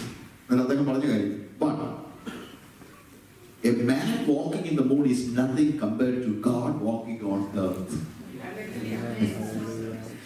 മനുഷ്യൻ ചന്ദ്രനിൽ നടക്കുന്നത് ദൈവം ഭൂമിയിൽ നടക്കുന്നതുമായിട്ട് കമ്പയർ ചെയ്താൽ ഒന്നുമല്ല. You get my point? പക്ഷെ യേശു എന്ത് ചെയ്തു? യേശു അത് ചൂസ് ചെയ്തപ്പോൾ he took the form of a slave. ഒരു സ്ലേവിന്റെ ലെവലിലേക്ക് ഇറങ്ങി വരുന്ന ഒരു സ്റ്റേജാണ് നമ്മൾ കാണുന്നത്. എവിടെ ലേഖനത്തില് ടൈം ഒത്തിരി പോകുന്നല്ലോ. ഞാൻ നമ്മുടെ ലേഖനത്തിലെ വാക്യം നാളെ വായിച്ചോളാം. അങ്ങോട്ട് പോകാനായിട്ട് നമുക്ക് ഒരു സമയമില്ല. പക്ഷെ അവനിവിടെ വന്നു കഴിഞ്ഞപ്പോഴത്തേക്ക് he took the form of a slave എന്ന് പറയുന്നത്. A slave. ഞാനിത് പറയാൻ കാര്യം എന്നറിയാമോ? അവൻ ദാസരൂപം എടുത്തു. ഇതെന്തിനാന്ന് ചോദിച്ചു കഴിഞ്ഞാൽ, അവന്റെ ദിവ്യ സ്വഭാവത്തിൽ പങ്കാളികളാകണമെങ്കിൽ നമ്മൾ ഇവനെ പോലെ ആയാലേ പറ്റൂ. അവന്റെ ദിവ്യ സ്വഭാവത്തിൽ പങ്കാളികളാകണമെങ്കിൽ we need to empty ourselves. അതായത് അവന് പിതാവിനോട് സമത്വം ഉണ്ടായിരുന്നിട്ട് അതവൻ വേണ്ടാന്ന് വെച്ചാണ്, അല്ലെങ്കിൽ അതിനെ he emptied himself, അവൻ അതിനെ ഉപേക്ഷിച്ചു. ഇതുപോലെ യേശുവിന്റെ ദിവ്യ സ്വഭാവത്തിന് പങ്കാളിയായി തീരുന്ന ഒരു വ്യക്തി ഒരിക്കലും അവന് പ്രാപ്യമായ പൊസിഷൻസിന്റെ പോലും പുറകെ പോകത്തില്ല. അത് തെറ്റാണോ ശരിയാണോ എന്നുള്ള ചോദ്യം പോലുമില്ല. അവന്റെ പൊസിഷൻ ഉദ്ദേശിക്കുന്നത് പൊളിറ്റിക്കൽ പൊസിഷൻ മാത്രമൊന്നുമല്ല. I will always have a tendency to empty myself if you are truly a child of God. ഒരിക്കലും മറ്റൊരാളുടെ മോളിൽ കയറാനല്ല, എപ്പോഴും മറ്റുള്ളവരിൽ നിന്ന് താഴേക്ക് പോകാനാണ് എപ്പോഴും നമ്മൾ നോക്കുന്നത്. അതുകൊണ്ടാണ് ഞാൻ പറഞ്ഞല്ലോ, അവന് ദൈവരൂപത്തിലിരിക്കുക, ദൈവത്തോടുള്ള സമത്വം ഉറപ്പിച്ചുകൊണ്ടെന്ന് വിചാരിക്കാതെ ദാസരൂപം എടുത്ത് മനുഷ്യ സാദൃശ്യത്തിലായി. ദാസരൂപം. When he was in this world, ഓരോരുത്തൻ സ്വന്തം ഗുണമല്ല മറ്റുള്ളവന്റെ ഗുണം കൂടെ നോക്കണമെന്ന് പറഞ്ഞിട്ടായി താഴെ പറയുന്നത്. അതായത് ബേസിക്കലി അടിസ്ഥാനപരമായി മനുഷ്യന്റെ പ്രത്യേകത സ്വന്തം ഗുണം നോക്കുക എന്നുള്ളതാണ്.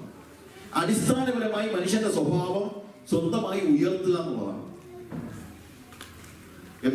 നമ്മളെല്ലാം നോക്കുന്നതാണ് നമ്മളെ എങ്ങനെയെങ്കിലും ഉയർത്തുക എന്നുള്ളതാണ്. Normal people are always exalting themselves. Normal people are always taking care of their own needs and their well-being. But if you are a child of God, you will just do the opposite. അപ്പൊ ഇന്ന് രാത്രിയില് എനിക്ക് ചോദിക്കാനുള്ള ചോദ്യം ഇതാണ്: if you are truly a child of God, you will never exalt yourself. If you are truly a child of God, you will always live for others. You will never take care of, you are not concerned about your own benefits. You are concerned about the benefits of others. എന്റെ ജീവിതം കൊണ്ട് മറ്റുള്ളവർക്ക് എന്ത് പ്രയോജനം ഉണ്ടാകുമെന്നേ ഞാൻ ആലോചിക്കുള്ളൂ. If you are truly a child of God. അതാണ് ക്രിസ്തുവേശുള്ള ഭാവം നിങ്ങളിൽ ഉണ്ടായിരിക്കട്ടെ എന്ന് പറയുന്നത്.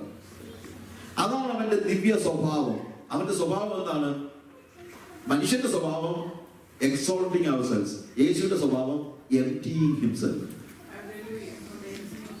നമ്മുടെ സ്വഭാവം നമ്മളെ തന്നെ ഉയർത്തുന്നതും യേശുവിന്റെ സ്വഭാവം നമ്മളെ തന്നെ താഴ്ത്തുന്നതും emptying, ഒഴിക്കുന്നതും. നമുക്ക് ലഭ്യമായ, അതാണ് ഞാൻ പറഞ്ഞത്, നമ്മളുടെ പ്രിവിലേജസ് മാത്രമല്ല, നമ്മുടെ റൈറ്റ് പ്രിവിലേജസ് പോലും. യേശുവിന്റെ പ്രിവിലേജ് അല്ലെങ്കിൽ യേശുവിന്റെ position, it was a right position. അത് അവൻ ഗ്രാബ് ചെയ്തൊന്നുമല്ല, അവൻ ആരിൽ നിന്ന് പിടിച്ചു വാങ്ങിച്ചൊന്നുമല്ല. എന്നിട്ടും അവൻ എന്ത് ചെയ്തു? അവൻ ഒഴിക്കാൻ തയ്യാറായി. ഇന്ന് രാത്രിയില് അവന്റെ ആ എക്സാമ്പിൾ നമ്മൾ കാണണം. നമ്മൾ യോഹന്നാന്റെ സുവിശേഷം 13-ാം അധ്യായം വായിക്കുമ്പോൾ ആ എക്സാമ്പിൾ നമ്മൾ കൃത്യമായിട്ട് അവിടെ കാണുന്നുണ്ട്. അതുപോലെ ഞാൻ വായിച്ച് അല്ലെങ്കിൽ പറഞ്ഞ് പെട്ടെന്നൊന്ന് I just want to, maybe tomorrow I can explain it more, but I just read that passage, John chapter 13 verse 4 വായിക്കുമ്പോഴത്തേക്ക്, അത്താഴത്തിൽ നിന്ന് എഴുന്നേറ്റ് അവൻ വസ്ത്രം ഊരി വെച്ചു, ഒരു തുവർത്തെടുത്ത് അരയിൽ ചുറ്റി ഒരു പാത്രത്തിൽ വെള്ളം പകർന്ന് ശിഷ്യന്മാരുടെ കാൽ കഴുകുവാനും അരയിൽ ചുറ്റിയിരുന്ന തുണി കൊണ്ട് തുവർത്തുവാനും തുടങ്ങി. നമുക്ക് സംഭവം അറിയാവുന്നതുകൊണ്ട് ഞാനത് എക്സ്പ്ലെയിൻ ചെയ്യാൻ പോകുന്നത്. യേശു ഒന്നാമത്തെ കാര്യം, ഇവിടെ സംഭവിക്കുന്ന ഒരു കാര്യമുണ്ട്. ഇവരിൽ ആരാണ് വലിയവൻ എന്നുള്ള ഒരു സംവാദം നടന്നുകൊണ്ടിരിക്കുകയാണ്. ഒരു വീട്ടിൽ വിരുന്ന് നടക്കുകയാണെങ്കിൽ, ഞാനൊരു വീട്ടിലേക്ക് വിളിക്കുകയാണെങ്കിൽ യഹൂദ പാരമ്പര്യം അനുസരിച്ച്, ജൂയിഷ് ബാക്ക്ഗ്രൗണ്ടില്, എന്റെ വീട്ടിലേക്ക് ഒരാൾ വരുമ്പോൾ വരുന്ന ആളുടെ കാല് കഴുകണം. നോർത്ത് ഇന്ത്യയിലെ പല സ്ഥലങ്ങളിലുണ്ട് കാല് കഴുകണം. കാല് കഴുകുന്നത് ആരാണെന്ന് ചോദിച്ചാൽ ആ വീട്ടിലെ അടിമകളാണ്. സെർവൻസ് അല്ല, സ്ലേവ്സ്. സ്ലേവ്സ് ആണ് വന്ന് കാല് കഴുകുന്നത്. സ്ലേവ്സ് ഇല്ലെങ്കിൽ ആ വീട്ടിലെ ഏറ്റവും ഇളയ ആള് വന്നാണ് കാല് കഴുകുന്നത്. You get my point? ഇവിടെ യേശു അത്താഴ വിരുന്നിൽ ഇരുന്നപ്പോൾ, ഈ അത്താഴ വിരുന്ന് ആരും ഉണ്ടാക്കി അല്ലെങ്കിൽ ആരും അവനെ വിളിച്ചു കൊടുത്ത വിരുന്നല്ല. വിളിച്ച വിരുന്നിൽ ഒത്തിരി പോലുള്ളൂ. പക്ഷെ ഇത് ഇവരെ ഒരുക്കിയ അത്താഴമാണ്. നമുക്ക് വേദഭാഗം അറിയാവുന്ന ഞാൻ പറയുകയാണ്, ശിഷ്യന്മാർ ഒരുക്കിയ അത്താഴമാണ്. ഗുരുവിന് വേണ്ടി എവിടെ അത്താഴം ഒരുക്കണമെന്ന് ചോദിച്ചപ്പോൾ വിരിച്ചൊരുക്കിയ ഒരു മാളിക അവർക്ക് കാണിച്ചു കൊടുത്തു. അവിടെ ശിഷ്യന്മാർ ഒരുക്കിയ അത്താഴമാണ്. അപ്പൊ കാല് കഴുകാൻ ആരില്ല? സ്ലേവ് ഇല്ല, അടിമയില്ല. അപ്പൊ പിന്നെ ആര് കഴുകണം? ഏറ്റവും ചെറിയ ആള് കഴുകണം, അല്ലെങ്കിൽ അടിമയെ കഴുകണം. അപ്പൊ ആരും ഇല്ലാതെ ചെറിയ ആളും, എല്ലാരും വലിയ ആളുകളും. പത്രോസ് പറഞ്ഞു, ഞാൻ കഴുകത്തില്ല, എനിക്ക് ആ ദൈവ ദർശനം ഉണ്ടായത്, ജീവനുള്ള ദൈവത്തിന്റെ പുത്രനായ ക്രിസ്തുവാണെന്ന്. ഞാൻ എങ്ങനെ കഴുകുന്നത്? ഞാൻ കഴുകത്തില്ല. യോഹന്നാൻ പറഞ്ഞു, ഞാൻ മാറോട് ചാരിയിരിക്കുന്ന ആളല്ലേ, എനിക്ക് കഴുകാൻ പറ്റിയല്ല. യൂദ പറഞ്ഞു, കാശന്റെ ഇല്ല, ഞാൻ കഴുകത്തില്ല. അന്ത്രയോസ് പറഞ്ഞു, ഞാൻ ആ ആളുകളെ ഈ പറയുന്ന പത്രോസിനെ യേശുവിന്റെ അടുത്ത് കൊണ്ടുപോയത് ഞാൻ കഴുകത്തില്ല. ഒരുത്തരും ഇല്ല കഴുകാൻ. യേശു എന്ത് ചെയ്തു? എഴുന്നേറ്റ് തോർത്തരയിൽ ചുറ്റി. He took a basin, he took a towel. You know, everybody, all of them were fighting for a throne, and Jesus was taking a towel. എല്ലാവരും അവിടെ ഇരിക്കേണ്ട സിംഹാസനത്തെ, ഏത് മുഖ്യാസനത്തെ കുറിച്ച് സംസാരിച്ചുകൊണ്ടിരുന്നപ്പോൾ അവൻ എടുത്തു. He said, I am a slave. അവൻ പാത്രത്തിൽ വെള്ളം പോലെ ശിഷ്യന്മാരുടെ കാൽ കഴുകുവാനും അരയിൽ ചുറ്റിയിരുന്ന തുണി കൊണ്ട് തുവർത്തുവാനും തുടങ്ങി. He took the form of a slave. അവൻ പറഞ്ഞു, this is what, അവിടെ താഴോട്ട് വായിക്കുമ്പോഴത്തേക്ക് കുറെ നമ്മൾ സ്കിപ്പ് ചെയ്താല് 13-ാമത്തെ വാക്യത്തിൽ, നിങ്ങൾ എന്നെ ഗുരുവെന്നും കർത്താവെന്നും വിളിക്കുന്നു, ഞാൻ അങ്ങനെ ആകുകൊണ്ട് നിങ്ങൾ പറയുന്നത് ശരി. ഓഫ് കോഴ്സ് അതൊരു ഫാക്റ്റാണ്. അവൻ ഗുരുവും കർത്താവുമാണ്. കർത്താവും ഗുരുവുമായ ഞാൻ, 14-ാമത്തെ വാക്യം, കർത്താവും ഗുരുവുമായ ഞാൻ നിങ്ങളുടെ കാൽ കഴുകിയെങ്കിൽ നിങ്ങളും തമ്മിൽ കാൽ കഴുകേണ്ടതാണ്.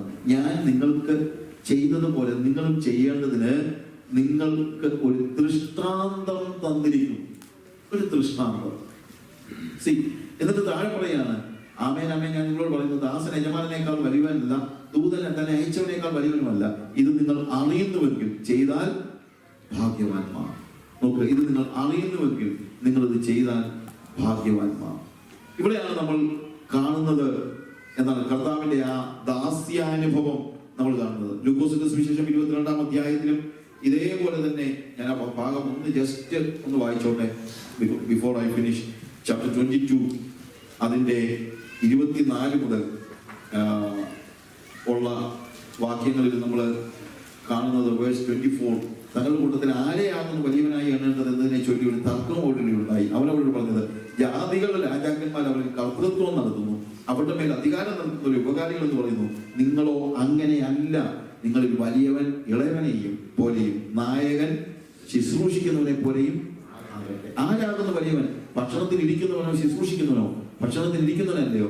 ഞാനോ നിങ്ങളുടെ ഇടയിൽ ശുശ്രൂഷിക്കുന്നവനെ പോലെ ആകുന്നു. See, Jesus says, if you want to be great in the kingdom of God, you need to be the servant of God. നിങ്ങൾക്ക് വലിയവനാകുവാൻ ഇച്ഛിക്കുന്നവന് എല്ലാവരുടെയും ദാസനാകണം, എല്ലാവരുടെയും സ്ലേവ് ആകണം. അതാണ് യേശു പഠിപ്പിച്ചതായ പാഠം എന്ന് പറയുന്നത്. That's what Jesus said. കർത്താവ് പറയാണ്, യെസ്, എന്ത് വേണം? നിങ്ങൾ എന്നെ അനുകരിക്കണം, ഞാൻ പറഞ്ഞതുപോലെ ആകണം, എൻ്റെ ദിവ്യ സ്വഭാവത്തിന് നിങ്ങൾ കൂട്ടാളികളാകണം. ഞാൻ ദൈവത്തോടുള്ള സമത്വം മുറുകെ പിടിച്ചു കൊള്ളണമെന്ന് വിചാരിച്ചില്ല. എല്ലാവരുടെയും മാനുഷികമായി എല്ലാവരും അവരവരെ തന്നെ എക്സോർട്ട് ചെയ്യുമ്പോൾ ഐ emptied myself. എല്ലാവരും അവരെ തന്നെ വലിയവരാക്കുമ്പോൾ ഞാൻ എന്ത് ചെയ്തു? എന്നെ തന്നെ താഴ്ത്തി, എന്നെ തന്നെ ശൂന്യനാക്കി, എന്നെ തന്നെത്താൻ ഒഴിച്ചു. വേഷത്തിൽ മനുഷ്യനായാൽ മതിയായിരുന്നു. പക്ഷെ മനുഷ്യനായതും പോലെ അവൻ എന്ത് ചെയ്തു? ദാസനായി തീർന്നു, ഒരു അടിമയായി തീർന്നു, ഒരു കാർപ്പന്റേഴ്സ് എന്നായിട്ട്. സർവ്വഭൂമിയെയും നിർമ്മിച്ചവൻ, സർവ്വ ലോകത്തെയും ഉണ്ടാക്കിയവൻ, സർവത്തെയും നിയന്ത്രിക്കുന്ന ആ വലിയ ദൈവം ഒരു കാർപ്പന്റേഴ്സ് എന്നായിട്ട് ഭൂമിയിൽ വന്ന് ജനിച്ച ആ ഒരൊറ്റ സംഭവം മതി. അതാണ് ക്രിസ്തുവേശുള്ള ഭാവം. അതാണ് നമ്മൾ പിന്തുടരേണ്ട ഭാവം. ഹല്ലേലൂയ. ഒരു അടിമയാകാനാണ് കർത്താവ് നമ്മളെ വിളിച്ചിരിക്കുന്നത് എന്ന് നിങ്ങൾ മനസ്സിലാക്കണം. ഒരു അടിമയാകാനായിട്ട് അതിന് മനസ്സുണ്ടെങ്കിൽ ഇതിനകത്തോട്ട് ഇറങ്ങിയാൽ മതി. അതാണ് നമ്മൾ ഇന്ന് പഠിക്കേണ്ടതായ പാഠം. I want to become a slave, not even a servant, a slave. മറ്റുള്ളവരുടെ വെറുതെ കാല് കഴുകുന്നതിന്റെ അല്ല. സി, അവന്റെ എല്ലാ നേച്ചറും ഞാൻ പറഞ്ഞല്ലോ, കുഞ്ഞായിരിക്കുമ്പോൾ കുഞ്ഞിനെ പോലെ, അതിനുശേഷം ഓരോ സമയത്തും നമ്മൾ പറഞ്ഞ പാഠങ്ങളെല്ലാം മറന്നു പോകരുത്. ഞാൻ അവസാനം പറഞ്ഞതുകൊണ്ട് അത് മാത്രം ഓർക്കരുത്. കുഞ്ഞുങ്ങളെ വളർത്തുന്ന കാര്യമൊക്കെ ഞാൻ പറഞ്ഞു. എല്ലാ രീതിയിലും യേശുവിനെ പോലെ വളർത്തണം. യേശു എങ്ങനെ ജീവിച്ചോ അതുപോലെ നമ്മൾ ജീവിക്കണം. ഒരു കുഞ്ഞായിരുന്നപ്പോൾ യേശു എങ്ങനെ ജീവിച്ചോ അങ്ങനെ നമ്മൾ കുഞ്ഞുങ്ങൾ ജീവിക്കണം. ഒരു ടീനേജർ ആയിരുന്നപ്പോൾ യേശു എങ്ങനെ ജീവിച്ചോ അങ്ങനെ ടീനേജേഴ്സ് ജീവിക്കണം, അമ്മയപ്പന്മാർക്ക് കീഴടങ്ങണം. ഒരു യുവാവായിരുന്നപ്പോൾ യേശു എങ്ങനെ ജീവിച്ചോ അങ്ങനെ വേണം യുവാവായിരിക്കും നമ്മൾ ജീവിക്കുവാൻ. അത് തന്നെയല്ല, അവന്റെ ഇൻകാർണേഷനിൽ തന്നെ നമ്മൾ മനസ്സിലാക്കുന്ന കാര്യമുണ്ട്. അവന്റെ ബീയിങ്ങിന്റെ ഏറ്റവും വലിയ പ്രത്യേകത എന്ന് ചോദിച്ചു കഴിഞ്ഞാൽ he emptied himself. അവൻ തന്നെ ഒഴിച്ചു. എന്റെ ജീവിതത്തിൽ എന്നെ തന്നെ ഒഴിച്ച്. Everybody want to exalt themselves, but if I am a true Christian, I want to empty myself. Hallelujah.